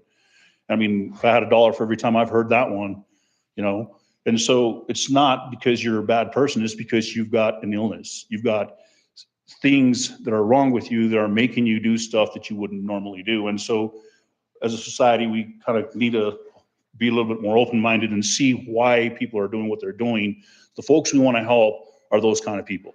Okay, so back to the criterion. If you're a violent person, if you're got an extensive violent criminal history, you're not ever going to qualify. You can get referred to the program, but our criteria is going to keep you from entering the program. The other thing is we're wanting folks that are honestly engaged, wanting to engage and do their part in their sobriety. And we got to understand that it's not a quick fix solution. I mean, we talked a little bit about how addiction is not something that just magically we take something and it goes away. I mean, it's going to take some work on the person's part, and it's going to take a lot of support. And this program will give them the support through the case manager, as well as access to resources. If you could give me the next slide, Matt, please. So some of the things that the program provides to people, and I'm sorry that my PowerPoint isn't a little bit bigger for you to read, but so we recognize that you can't help somebody unless you're addressing their immediate needs. I mean, I think we all remember Maslow's hierarchy of needs in school. So basically, if we don't have some place to stay tonight, shelter, food, the basic necessities, we're not able to think about fixing ourselves, quote unquote. If I got an addiction, but I haven't ate in 3 days, food's gonna come before my addiction issues, right? If I don't know where I'm gonna sleep tonight and it's cold out there, that's gonna be more pressing to me as a person than my sobriety. So we meet people at their level. A lot of the folks that we have in our program are or were homeless, had nowhere to go. A lot of these people do a good job of alienating themselves from their loved ones. I mean, it's hard to love somebody with an addiction. They do a good job of lying and stealing and letting you down. And I mean, the list goes on and on. So they're not necessarily, they're hard to love. Okay, so we'll provide food, we'll provide shelter for them, we'll provide the basic services that they need and start working with them in identifying what their issues are. A lot of these folks have trauma that's led them to addiction. And so the case managers that we have social service training. And so they're social service minded. And our current case manager actually has a master's degree in social work. So she has a real good understanding about folks and helping them at that level. So she'll assess what their needs are aside from the basic food, shelter, and stuff like that, and start working on fixing them or helping them get help. We'll find pathways into rehabilitation for them. We'll also work with them on trying to get housing, to get back into school, to get a job. Something as simple as a driver's license. I mean, how can you get a job if you don't have a driver's license or a social security card or a birth certificate? And a lot of these folks don't. So those kind of services, our case managers will work with these people and get them a driver's license, get them their social security card back, get them their birth certificate so that they can now have the tools they need to get on these websites and get a job. Do we help people line up interviews for work? Obviously, yes, we do. So there's a lot of social services being provided behind the scenes with these people on a regular basis once they're referred into the program. So the way I've tried to present this to our law enforcement partners is they finally have a way to get help to people that they couldn't before. I mean, as a police officer, and I'm a retired police officer, so I know what they face and what their limitations are. As a police officer, they don't have the resources, they don't have the training, they don't have the time to implement that to these people. And I would have loved to have had a program like this when I was on the job to refer people to, because if you ask any police officer why they became a cop, 99% of them are going to tell you because they want to help people. They want to make the world a better place. They want to keep people safe. That's why they do it. And God bless them that they still do. Unfortunately, they don't have the resources. So like I tell them, this is your opportunity to finally pass them off to somebody that was geared to deal with them from day one. And so that's kind of where we're going here in Taos with the program. If you could give me the next slide, ma'am, please. So as far as our activity with the program started here in Taos in 2020. Like any new program, it took a while for it to get implemented and put in place. My predecessor did a lot of work in trying to get this program going. And we're at this level now where, it's time to take it to the next level and evolve from what we're doing. So to date, we've had 44 referrals to the program.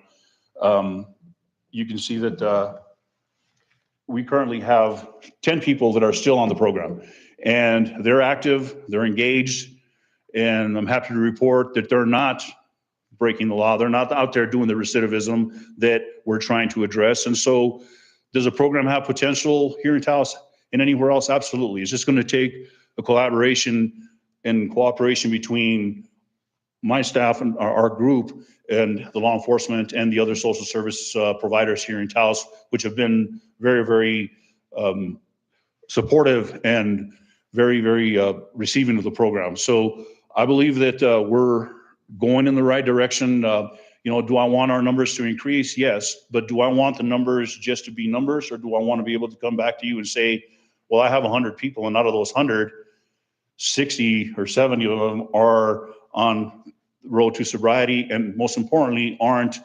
reoffending, aren't doing this revolving door thing that we keep talking about. And what that translates into is saving money for our taxpayers, saving the police to deal with the real criminals and the real crime that's out there. And it also keeps our jails from not being so full, and it keeps our hospitals from not being inundated with people that are overdosing, and it also saves lives. So in bottom line, aside from saving money, we're also improving the public safety here in Taos as a result. Could you go to the next slide now, please? I talked about our partners already, the Sheriff's Department and the State Police. Go to the next one, man, please.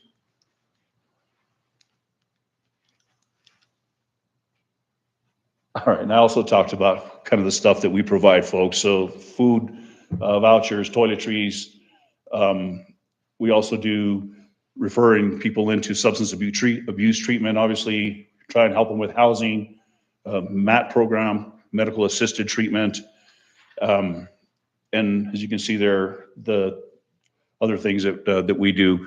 Could you go to the next slide, ma'am, please?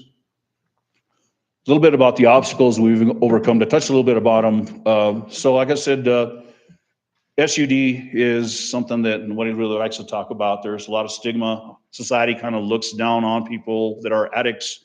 We just have that in us, and we need to change, because in the end, it's a sickness.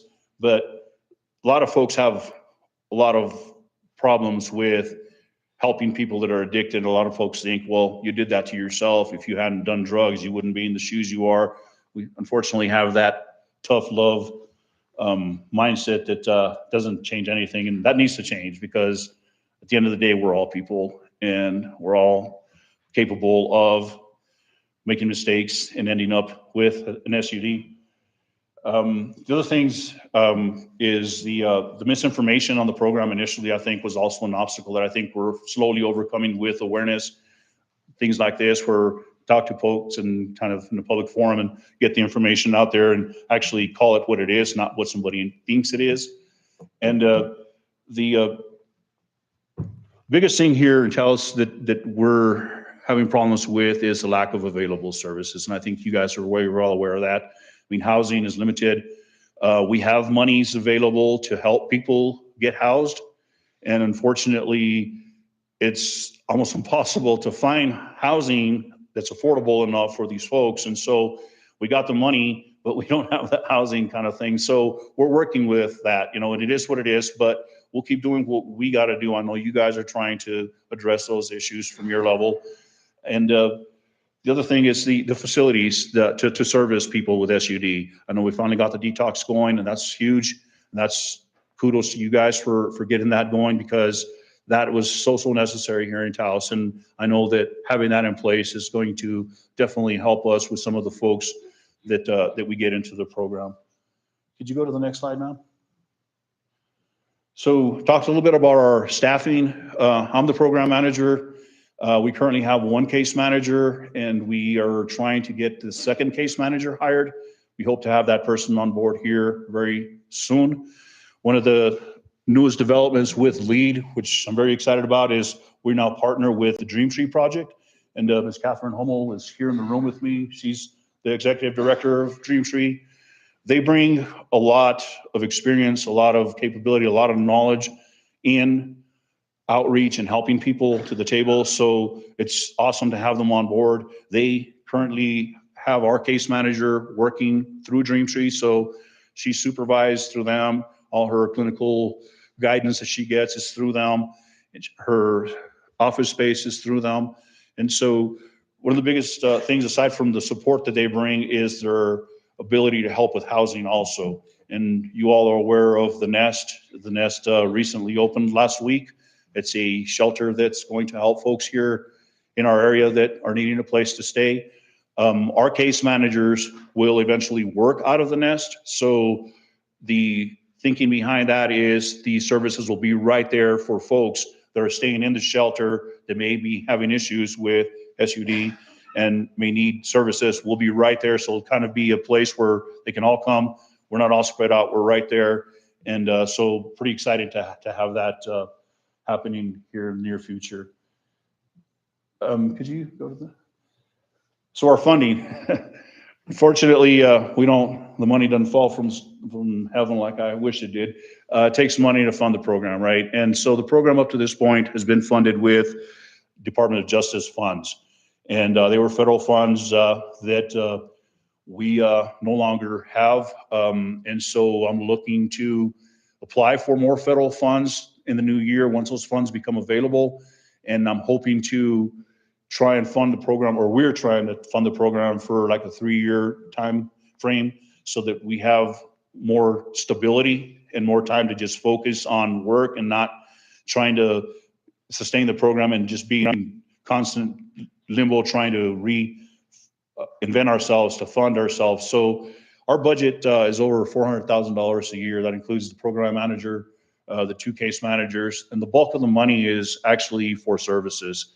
And the program was set up that way, and I totally believe that we need to keep it that way, keep as much of the money at the front so that we help folks, so we have as much money available to help people and not have any unnecessary fluff or stuff in between that takes from helping people. I'm committed to help as many people as I can. Our case manager is just as passionate.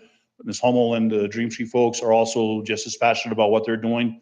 And we all have the same goal in mind, which is to try and provide as many services as we can and reach as many people as we can in the Taos County area as possible. And that's pretty much what I have. Are there any questions? Thank you so much, Mr. Romero, and thank you for taking us tonight to a conversation that is about a program that's purely about helping human beings. So thank you for that. We appreciate that. Counselors, commissioners, questions for Mr. Romero about the LEAD program? Yeah, commissioners? Yeah, Commissioner No Vito. questions, but just a comment. Thank you for what you guys are doing. Certainly have been following this program since it first started here in Taos. So I hope that it continues and we'll see what we can do. Thank you very much. Thanks for your support and your time. Thank you. Good evening. Commissioners, any further questions? Okay. Mr. Romero. I'm so sorry. Yeah. Counselors, Mayor. Thank you, Madam Chair. And thank you, Dennis, for your presentation. Wanting to find out how we can help. What are the financial asks? What does the organization need right now? So for sure, the federal funding that I talked about is not a guarantee, okay? We do have some grant writing folks. I've done grants before. Ms. Hummel has done grants before. Taos Community Foundation, who is our financial flow through, have folks that also are versed in grant funding. But as you all know, it's competitive. And our program is not a new program, if you will. And so the federal government likes to see the new shiny stuff. And I'm not prepared to change what I believe is a good program just for the sake of trying to find funding. I think that what we've done to this point has gotten us going down the road we want. We're not where we want to be yet. But to answer your question, Mr. Maestas, Mayor, I'm sorry, we need help with any funding that you can help us with. I know that there are some opioid settlement monies that are out there possibly. I believe that the town receives money from the cannabis sales and stuff like that. Any funding that you guys could help us with would be greatly appreciated. We're funded through June of this year, of 2024, I'm sorry. And if we don't get the funding through the federal government, or we don't find it other places, our program's gonna fold. It's funded up until June the 2024. So any help that you guys can give us would be greatly appreciated. And rest assured, once those federal funds become available, I'll do my due diligence to try and get as much of that funding from the federal government as possible to ease the burden on our community here. But in the end, I humbly ask for your support and your assistance in funding this. We'll be as transparent as possible, and we're also open to discuss any other ways that you guys feel we can service even more folks. Like I said, the program's evolving. We're not where we want to be, and the more people that we can help, in my mind, the better. Thank you, Mr. Romero. I think the financial request would be very helpful for us. Maybe looking at other models. I believe Santa Fe has a LEAD program that is no longer using federal funds, but is still being funded. So maybe looking at some of those models, a financial ask of $10,000 or $100,000 is very different for the town, and I'm sure for the county. So getting a better understanding of what it takes to run your organization would be very helpful. I can say I'm in full support. It was really interesting seeing your numbers and your data, and seeing how many have not gone back to, because that's always what we're hearing is they're just going to go back and do it again. So you're proving that that's not the case. And for every person that you're helping, it's worth it to make the investment. But it'd be really helpful for us to know what that dollar value is, especially as we're getting into mid-year budget, and then of course next year's fiscal year. Point well taken, Mayor, and we'll definitely reach out to your offices in the very near future to have more conversations about that. I could turn it over to the council for any questions, comments? Thank you, Chair Brush and Mr. Mayor. Thank you, Dennis. Just so that the public knows, we have an MOU. It's the town of Taos, Taos County, the DA's office, state police. Well, there's different entities that are part of this program and the funding sources. And so I think this is a great collaboration if we can continue it. And, working on with the financing, Mayor, we've talked about our cannabis money. Half of it's going to education in the youth that the town has pointed out, and the other side is behavioral health initiatives, or just like this program here. So I sit on the board for the policymakers on for LEAD program. So I'm involved with Mr. Romero on a monthly basis, and so I suggested he come and give us a report because we know the funding is nearing, and I know how long it takes to get funding secured, either grants or a gap funding. So I try to help as much as I can on our board side. So we will definitely help and get that information to the county, because I know also he's been in conversation with Brent on the county side with the opioid money too. So. Thank you, Dennis. Thank you very much. Ms. Hummel, do you have anything that you'd like to offer? No? All right. Are there any other questions before? Yeah, don't run off just yet. No. Thank you, sir. Thank you very much for your presentation, Mr. Romero.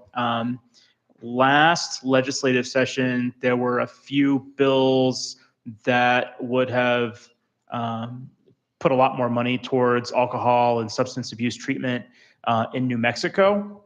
One of them was a 25-cent tax per drink that was killed by the alcohol lobby. There was another one that made it to the governor's desk and was vetoed. And then there was a third sponsored by Senator Gerald Ortiz de Pino that would have called for 100% of the state's alcohol excise tax to be put towards treatment and not into the general fund. Unfortunately, none of those bills had any success, right? But we know the need that exists in this community. We know the need that exists in this state. I think we're taking positive steps in a true partnership with the county to address treatment as much as we can, but we need as many resources as possible.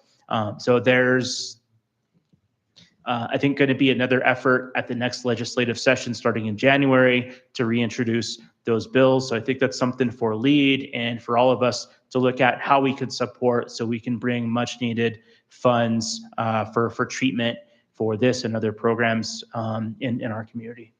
Thank you.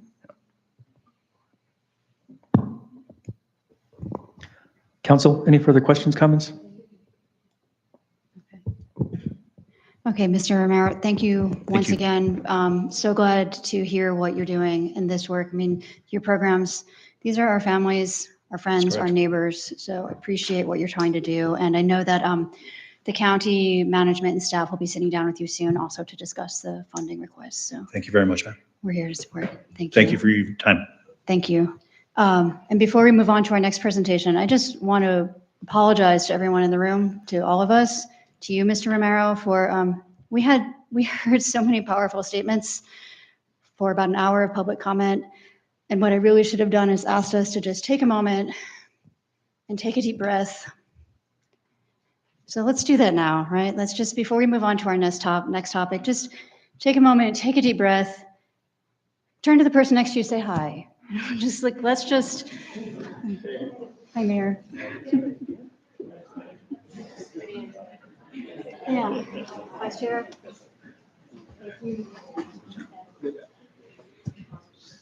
And seriously, I apologize, possibly especially to Mr. Romero, because it's a lot. There's a lot going on in our world, in our community, in our hearts, in our minds, and it's hard to reset sometimes. So appreciate you all. But that's why I was so happy to hear about a program that really is just helping human beings right here at home. We're doing what we can, right? We're speaking up, we're doing the work, we're doing what we can. At this point, let's turn it over to another powerful voice doing some good work for our community. Agenda item 7B is an update on our mobile matanza, which is something our community has been looking for, asking for, needing for a while. So with us tonight, we have Mercedes Rodriguez, Executive Director of TCEDC, otherwise known as the Taos County Economic Development Corporation. Hi, Mercedes. Thank you for that pause. I think we all needed it. You know, we do get heavy hearts with certain subjects, and we're all about the positive here, and this collaboration is the best thing. So we're here to talk about good stuff now and enlighten our hearts. So good evening, Madam Chair, Mayor, County Commission, Town Councilors. I am Mercedes Rodriguez. I am the Executive Director of the Taos County Economic Development Corporation, a 501c3 nonprofit community development company in Taos. And I'm here to give an update of the Mobile Matanza project. And so we have a short video that we'd like to show you that will hopefully enlighten our hearts and show in action and reflect this collaborative effort between governmental agencies, nonprofits, and the good work that can become of it. So fostering community growth and the power of nonprofit and local government collaboration. So if we can show the video, maybe not. Here we go. So it's our units arriving into Taos and being put into place. We've got some drone footage of, you know, the vehicles actually driving out onto County Ops Road and Landfill Road and setting things into play, showing a little bit of the effort that took almost a year to put into play, but it's thanks to this collaboration and the nonprofit sector that we have come this far. So it's exciting to see. It'll enlighten our hearts.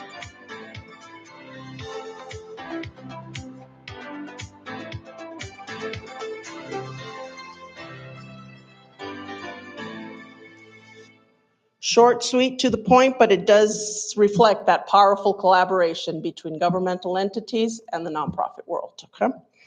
So the most important achievement through this project has been the collaboration of public and private partnerships, the joint efforts of the Taos County, the town of Taos, along with the North Central Economic Development District, the state of New Mexico, and the many ranchers, farmers, and food producers that TCEDC works with. And us, of course, TCEDC, a nonprofit here at Taos. In today's rapid changing world, the challenges faced by communities require innovative and collaborative solutions. Nonprofit organizations and local governments have a pivotal role in addressing the community needs. Their combined efforts have the potential to create an even greater impact. By leveraging their unique strengths and the resources, nonprofit and government collaboration can pave the way for sustainable community growth and development. Benefits of this collaboration, especially in this project, are the amplified impact, the enhanced efficiency, and the increased community engagement. Some background as to where we started and where we come from. So in 2019, TCEDC received capital outlay money in the tune of $100,000. This was to upgrade the mobile slaughter unit and the plans of the revitalization of the Mobile Matanza project. for which Taos County served as a fiscal sponsor. The unit is in Taos already. It was sent out, it was upgraded, repaired, and it's here as a 2020 unit. So it left a 2007 unit, and now we have a 2020 unit to work with. With this incentive, then in 2022, TCDC embarked on a journey to identify funding for a meat processing facility that would enhance the mobile slaughter unit that was run by TCDC in 2007. We identified the bottlenecks of that project that was run between 2007 and 2014, and we determined that the lack of a business plan and the facility size were the main factors that led to the closure of that facility.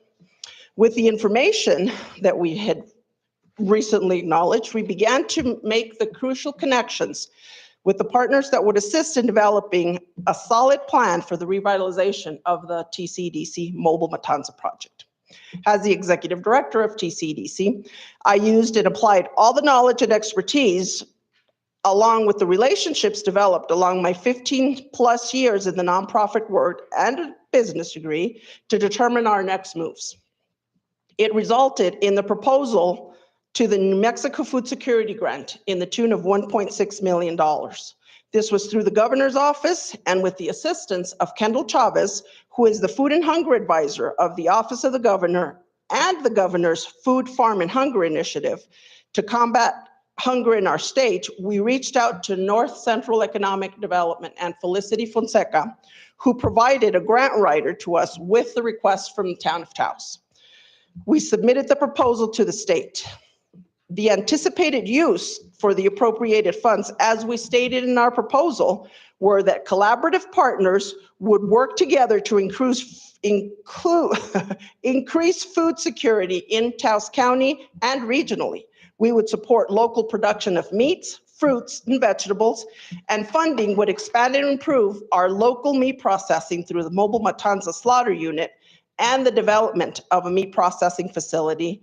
We would develop a wash and pack aggregation center and value-added processing center and a fruit and vegetable production and invest in a commissary kitchen. Taos County and TCDC were awarded $1.4 million. So we requested 1.6, were funded 1.4.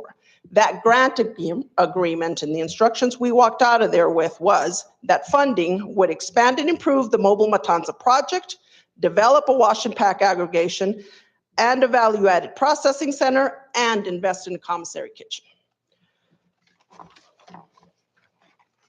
Due to the budget cut, TCDC was faced with the decision of utilizing the grant funds to purchase 2 out of the 6 identified units for the meat processing facility, their installation, and the plans for the entire meat processing facility, which, by the way, was done by Facility Built, thanks to Taos County. TCDC then was able to identify additional funds to try and complete some of the other components of this proposal. So the funds were able to develop a small wash and pack facility within our existing kitchen, which, by the way, has been used by producers, farmers at the Talpa Community Market and Red Willow Center. We also embarked in securing funding for some equipment, some additional equipment of the kitchen that would aid in the development of large-scale food production to assist in meal preparation through the kitchen. We also absorbed the cost and the hours dedicated with existing TCDC staff to invest into the development of this project. So TCDC has been able to secure additional fund from there, and with the collaboration of Town and Taos has met above and beyond what we were requested and what we said we would do. The stem walls were built and the 2 units were put in place, as you were just able to see from the short clip that we have. It sits out on Taos County Ops Road and Landfill Road.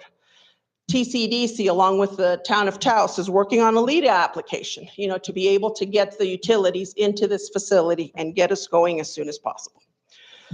We were also fortunate enough to be awarded 2 separate grants this year. One is the 2501, or commonly known as the 2501, and it's a USDA grant that was awarded. We were awarded for 3 years.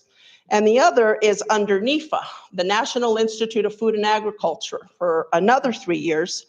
and it's a beginner farmer and rancher program. Through these two grants, we will assist in education, mentorship, and opportunities for local farmers and ranchers.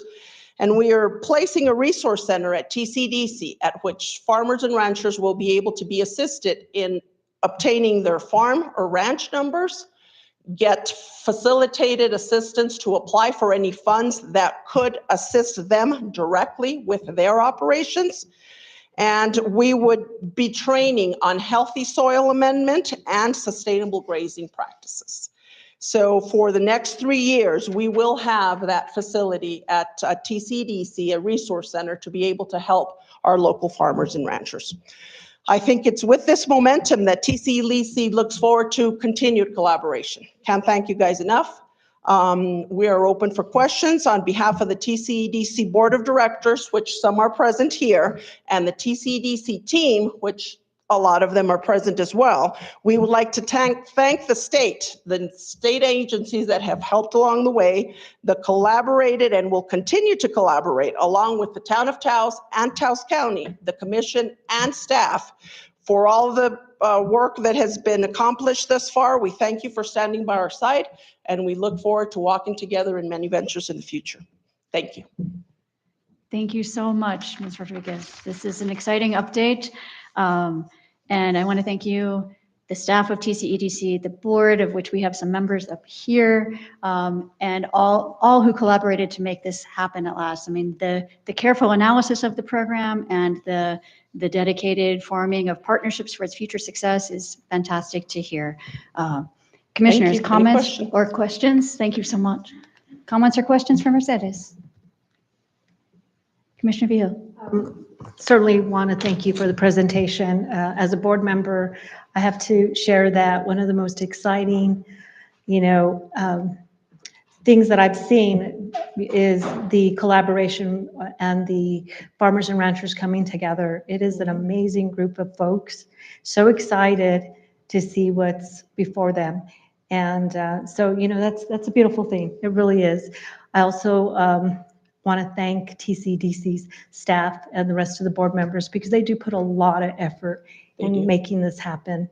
I'm grateful to the town of Taos and Taos County staff because there was a lot of work put into getting to the point where we are. I mean, everyone went above and beyond. Absolutely. And I know that's hard to understand, but I can tell you, just seeing the work was unbelievable. Matter of fact, we were very fortunate to make sure we met all those deadlines, but it did take a lot of work on the back end. Sweat and tears, sweat and tears. Sweat and tears, yes. Thank you, Commissioner Villa. Mr. Mayor. Thank you, Madam Chair. And Mercedes, I really want to thank you for serving as Executive Director since 2020.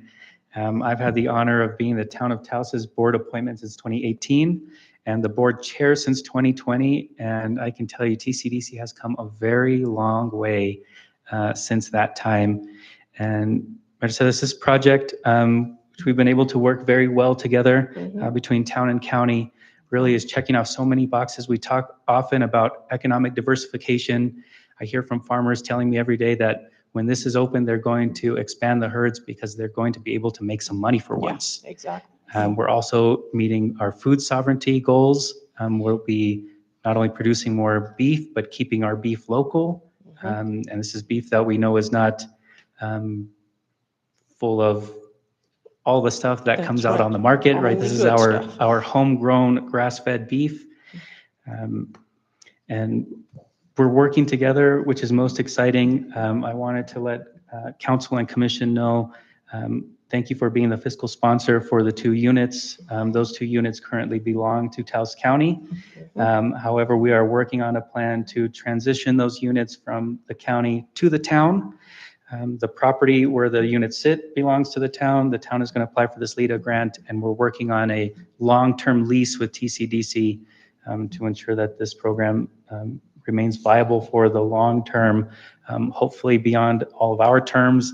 And Mercedes will That's for sure. retire and pass the program on to another executive director because it's so vital for our community to make sure that we keep our ranching and agricultural culture and history alive. Absolutely. So really, thank you, Mercedes, and thank you to the staff. I know you're got your heart in this, and you're so dedicated. And we're gonna have a ribbon cutting here pretty soon. Yes. Council, any questions or comments? Mrs. Rodriguez, thank you so much for not giving up on this effort back in 2020. I remember in our COAD food subcommittee, the conversation of the mobile matanza was one of a lot of passion and enthusiasm, but also the time commitment to see it through, and you did not give up A lot on of that. obstacles for sure. I'd like to. When you were employed by TCDC? When I wasn't employed by TCDC. And you didn't give up on this vision. Yeah. So thank you for demonstrating for all of us who work on hard projects that Sí se puede. Exactly. That's right. And so for folks listening and for Jeff Plant, could you repeat the date of operations of when you're anticipating to be open so folks can kind of keep an earmark out for that? So with the mobile slaughter unit and the 2 units in place, once we work on the utilities and the wastewater system, then we might be able to start, late spring with small slaughter, so the mobile unit can still go out there. We do have 2 planned staging areas. And so we can, at a minimal base, operate with that. The anticipated, in the full, this is a 3-phase project. And so we've, are midway through phase 1, so the entire facility probably end of 2024. We are looking at additional funding to be able to complete. We are looking at state and federal, and so there is even some private money that is coming to the table with interest in participating. So we still are working very hard. I think that's why I left it open to the collaboration. But I think that anticipated really full open will be end of 2024. We're hoping to hit the season for the ranchers in 2024. And so we will at least be able to assist within our local community and not necessarily the full 100 radius, but we will take care of our local community in 2024. Great, that's a great goal. Additionally, for folks listening or unsure about how this actually works, could you also just highlight the types of animal units that will be available for processing? Because I know previously, by and large, the mobile matanza had the connotation of beef. But what other animals will so have no access? one will be rejected. No, we like them all. Under USDA inspection, which is currently being worked on and being achieved, now that the units are here, then an inspection can actually happen, and USDA can be approached with that application for inspection. And so with beef, bison, we're working and collaborating, with some of the pueblos for the bison programs. That's going to be a big part of the actual mobile slaughter unit. As we built out corrals and as we built out, the different in-place facility, then the mobile unit is going to position itself into going into the pueblo and providing humane slaughter on site. That is some cultural aspects for the pueblos as well, that the unit does provide the slaughter on site in their pueblos. And so, the bison, the beef, lamb, pork, we did an occasional yak back in the day. So it basically any species that is approved under USDA inspection. USDA inspection does not allow for wild game, so we could not process under this facility any wild game. But we do have plans of alternating days as we expand out to be able to meet that demand as well, because we do have a large demand for wild game here as well. And so really with the planning and the developing of the HACCP plans for USDA inspection, then we do plan on having, some days that are dedicated to wild game as well. When we first start and we first start rolling, we're going to dedicate to the USDA inspection because that's what's going to bring money into our community for the ranchers. The USDA stamp behind any of their products is what's going to make the difference of whatever they are making, on the hoof by taking it to the auction and being able to get, top dollar for their prime cuts. So we will focus on USDA inspection first. And could you shed some light about why that USD stamp is so important in terms of economic development? Can you share with us the difference of having a USD stamp versus not? So the USDA stamp will basically open the commercial doors for our ranchers. So they can sell commercially at any grocery store. They can sell in any grocery store within the nation. Here for us, it's going to provide them the avenue of selling in the restaurants. So a lot of the local restaurants will be able to tap into, the beef. You can't sell beef, unless you have that USDA stamp behind you.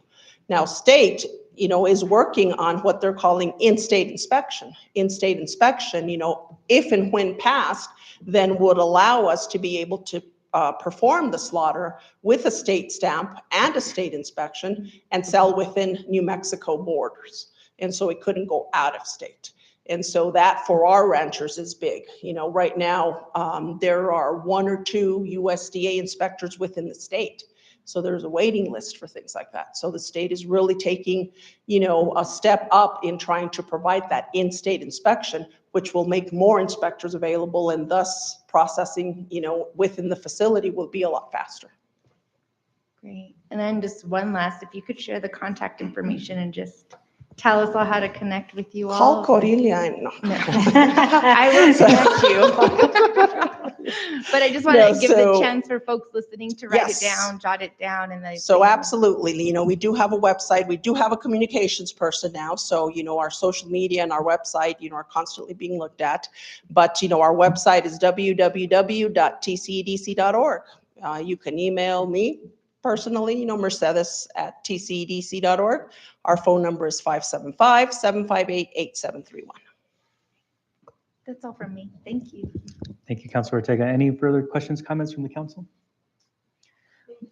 Thank you. Have a good evening. Before I turn this back to the commission, special thanks to French Espinosa, who's been working on this project. Chris Madrid, saw him earlier, and Richard Sanchez, who have all been very diligent in getting this program to where it is. Thank you. Yes. Thank you. Commissioner Vihil. Yes, I'm so sorry, but I'm going to ask Mercedes to come back to the podium, only because I'd like for her to talk a little bit about who will be managing this facility and the background this individual has. Absolutely. Which is really crucial So, to one of our first connections was this individual, and his name is Lucas Salazar. Lucas Salazar, has his own facility in Manasa, Colorado. He has run Manasa facility probably for about 12 years. It came from his family. And so he's been deeply rooted in the agricultural sector. So he knows from the raising of the beef, he knows what it takes for the marbling of the beef and to obtain choice prime product.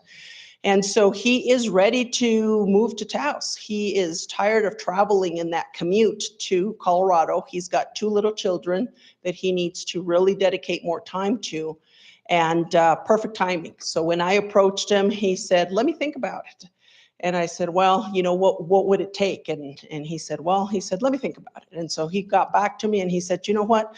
This was what I was waiting for. I needed to, stop commuting. He's building a home here in Taos. He's always lived in Taos. So it's been a hard commute for him, but great expertise. He comes from a for-profit sector, which means he knows how to penny pinch. He knows how to make things happen at an affordable rate, yet meeting all standards and all regulations.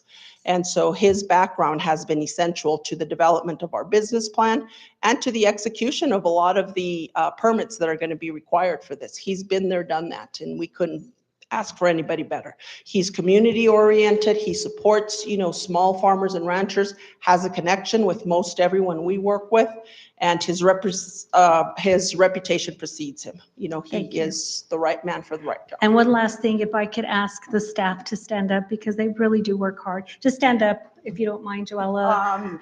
French has been moonlighting with us too. No. And we do have Juan. Juan, please stand up. Board member, who we value very much. Yes. Thank you to everybody that has had anything to do with this. I mean, it's been a long, hard year. There's been a lot, sweat and tears for sure. And it truly is a passion. So Brent and his staff have been instrumental in all of this. Yes. How many emails, how many calls, and we need, and that's been, but here we are, it's here. So an applause to all of us, and again, this partnership has been the best thing. So yes, thank you. Thank you very much. Thank you for this is big, right? This is very big for our community. And such a great example of collaboration from Chris. We just thanked you, Chris Madrid back there. But it is such a great example of collaboration from the state, the county, the town, North Central New Mexico Economic Development District. It was such a process of like, you've got this, we've got that, you take that, we'll take this. And without all those pieces coming together, it wouldn't be happening. So thank you, everyone. And I particularly appreciated Councilor Ortega's comment about you not giving up. I'll share a cheesy anecdote. When I need a boost in my car, I will blast a pretty little song called "We Can Do Hard Things." And next time I do that, I'm thinking of you. So, okay, this takes us on. We switched. Remember, we adjusted our agenda, swapping items 8 and 9. So right now we're at item 8, which is executive session. Item 8A is under Open Meetings Act exemption 10-15-1H8. Discussion is allowed regarding the purchase, acquisition of disposal of real property or water rights by the public body. Commissioners, first we'll turn to us. I will entertain a motion to go into closed session. Motion. Thank you, Commissioner Hill. Is there a second? Second. Thank you, Commissioner Mascareñas. Madam County Clerk, would you please call for the vote? Commissioner Romero? Yes. Commissioner Vehil? Yes. Commissioner Mascareñas? Yes. Vice Chair Romero? Yes. Chair Brush? Yes. And next to our council, is there a motion to go into executive session under 10:15-1H8? So moved. Second. All in favor? Aye. Okay, for those watching, we will be back after a closed session to finish out our agenda for the evening.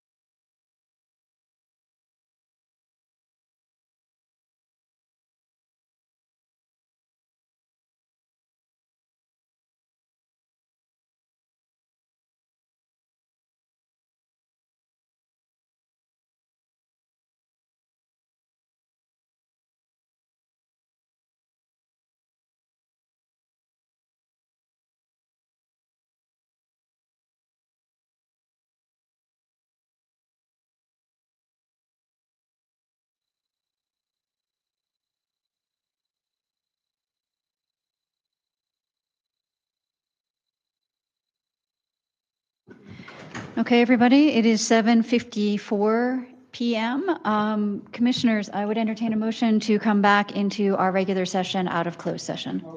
Thank you. Is there a second? Second. All those in favor? Aye. Everybody is in favor, Madam Clerk?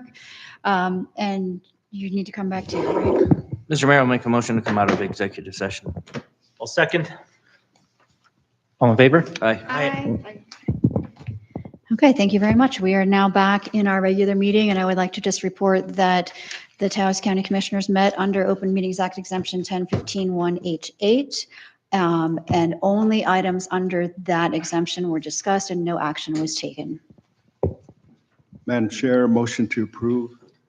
Is it now? Motion to approve the chair's report out of executive session. Thank you, Vice Chair. Thank you for the second. Madam Clerk, please call for the vote to accept that report. Commissioner Romero? Yes. Commissioner Vehil? Yes. Commissioner Mascareñas? Yes. Vice Chair Romero? Yes. Chair Brush? Yes. Thank you.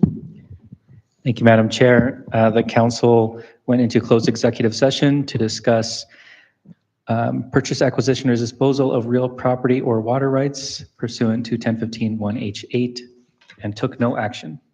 Motion to accept. Second. All in favor? Aye. Any opposed?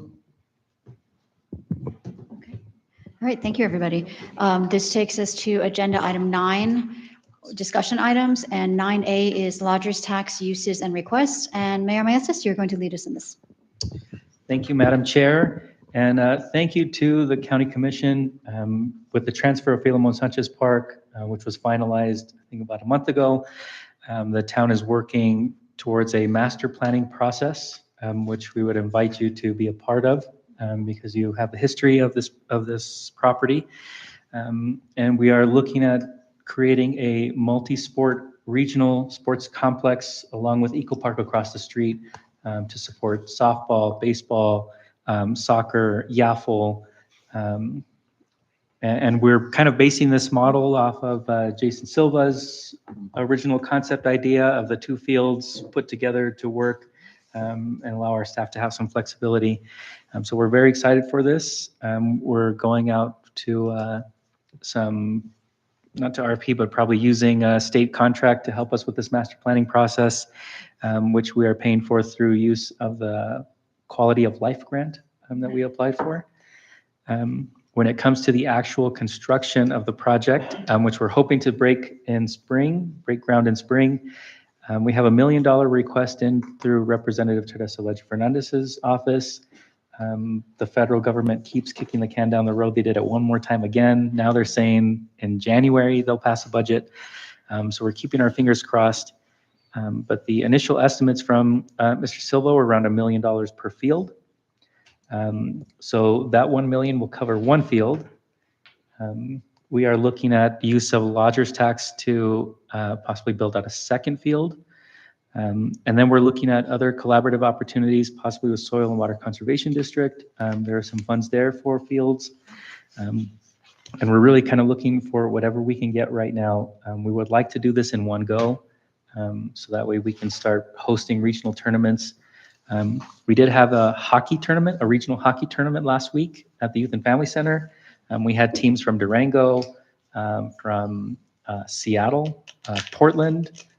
They all came to Taos. They stayed here for a few days. They were in the hotels, eating out at restaurants, supporting with some GRTs for us.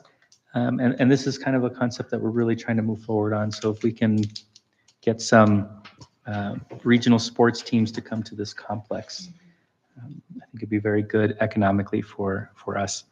So I have put this on the agenda to ask you to consider a request for a financial contribution through lodgers tax to help us build out this field because we know it'll support all of our kids all across the county, and really even in northern New Mexico, they'll have a place to come and have tournaments. And Mr. Mayor, I just said kids and adults. You know, our adult softball teams go to Angel Fire. So this is And I think this is the kind of thing that we've talked about with lodger's tax, like what can we do to stay within what it's supposed to be for, which is bringing people in here, but also benefit us, like those of us, our families who are here. So I'm not sure what the request is. We would obviously have to take this away and consider it once we look at our other requests and kind of like our balance and projections. But commissioners, you have any questions for Mayor Maestas on this topic? Just a comment, and I think you are absolutely right. This is what we were looking for, right? Something that the local folks can definitely benefit. So thank you very much. We're excited to hear about it. Thank you, Commissioner. And when we're doing this master planning process, we're actually looking at Eco Park as well. Remember, the original concept had 3 fields on there. And what we're hearing actually most that we're missing are locker rooms. So teams don't have a place to change. They don't have a place to shower. Of course, there are bathrooms there. But if we really want to host these tournaments, that's one thing that we're looking at. Of course, parking. So we're really looking at both fields holistically to try and create, a really nice place for people that would want to come here. And we've even had New Mexico United say that they would like to come up here, but it's the locker rooms, and they're a professional team. They don't want to change in the bus. After a game, I probably wouldn't want to be on that bus while they're changing either. It's probably pretty gross. Madam Chair, I would just make comment that the county is in position now that we're looking at increasing lodger's tax money revenues that are coming in now. We're also looking at the possibility of revising the short-term rental policy and possibly generating even more lodger's tax revenue there. And so therefore we're looking at our priorities, looking at the different priorities or where this money could be spent. But there is a possibility that we could have that kind of funding in the near future. Thank you, Vice Chair Romero. And just a quick point of clarification so that everybody out there gets it right.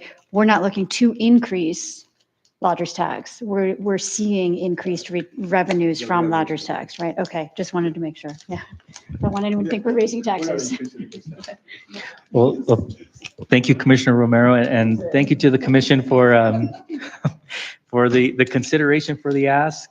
I think we'll have a better grasp of a number when we go through the master planning process. And again, would invite you and to reach out to your communities to be part of the process, because it's not just the town of Taos asset. It belongs to all of us to use. So it's teams from Cuesta, it's teams from Peñasco, it's teams from the region. So please consider the request and be part of the process. I'll turn it over to council if you guys want to add any comments or questions. Say something. Mr. Mayor. Councilor Evans. I want to commend all of you commissioners for doing your civic duty and running for office and being here and working together with us. I really appreciate it. I know that sometimes we might disagree about things, but we're all up here working for the people of Taos together. This is probably my last meeting in this room, sitting up here for now as I'm finishing out my second term in 8 years. And I just want to say that I hope we can continue to work together and then really combine our forces. And I think regionalization of our water system and our septic, as well as our fire and EMS, would really benefit the people of Taos, and the services wouldn't be redundant, and we could avoid having small inner conflicts that actually don't benefit our people. And so I think all of us really do have the right intention of being here. I don't see anybody here trying to do anything for themselves at all. And so I want to commend you guys on that. And I also want to really push for us to work together with our money, because I think we do duplicate services unnecessarily. And this is a great time for us to come together. So there's great opportunity, and I really do appreciate your hard work and your commitment. Thank you. And right back at you, Councilor Evans. Thank you for your 8 years of service. Thank you for your comments tonight. Thank you for being here and being part of the conversation tonight. And it's going to be strange not having you on the council. What are you going to be doing with all your free time? I have a very long list. Good for you. Good for you. I hope you enjoy, but thank you for your service. It's been 8 years is a long time, so thank you. Madam Chair, if I may? Yes, Commissioner So Vale. I want to thank you for your comments as well, but I also, we all know that a lot of the concerns in the community, the folks in the community, they don't know boundaries sometimes, right? There's no boundaries. We all know when we deal with certain situations, there are no boundaries. So I love what you had to say, and so I look forward to working with the town, continue collaboration, because at the end of the day, the folks out there that we all serve, it's not about, the boundaries, right? It's about community. Thank you, Commissioner Vehil. Any further comments on our last agenda item or on Councillor Evans' tenure of service? All right, then I would entertain a motion. Thank you, Miguel. Do we have a second to adjourn? Second. Thank you, Vice Chair Romero. On the county side, all in favor? Aye. Before I turn it over to you, Mr. Mayor, I just want to say thank you to the staff in particular who have been here tonight. Madam Clerk Valerie Rayala Montoya, Madam Town Clerk Francella Garcia, French, Chris, Andrew, Ms. Anissa Arambidi, Brent. Thank you all. Motion to adjourn. Mayor. Second. All in favor? Aye. Aye. Thank you. Okay, thank you, everybody. Our meeting is adjourned at 8:05 PM.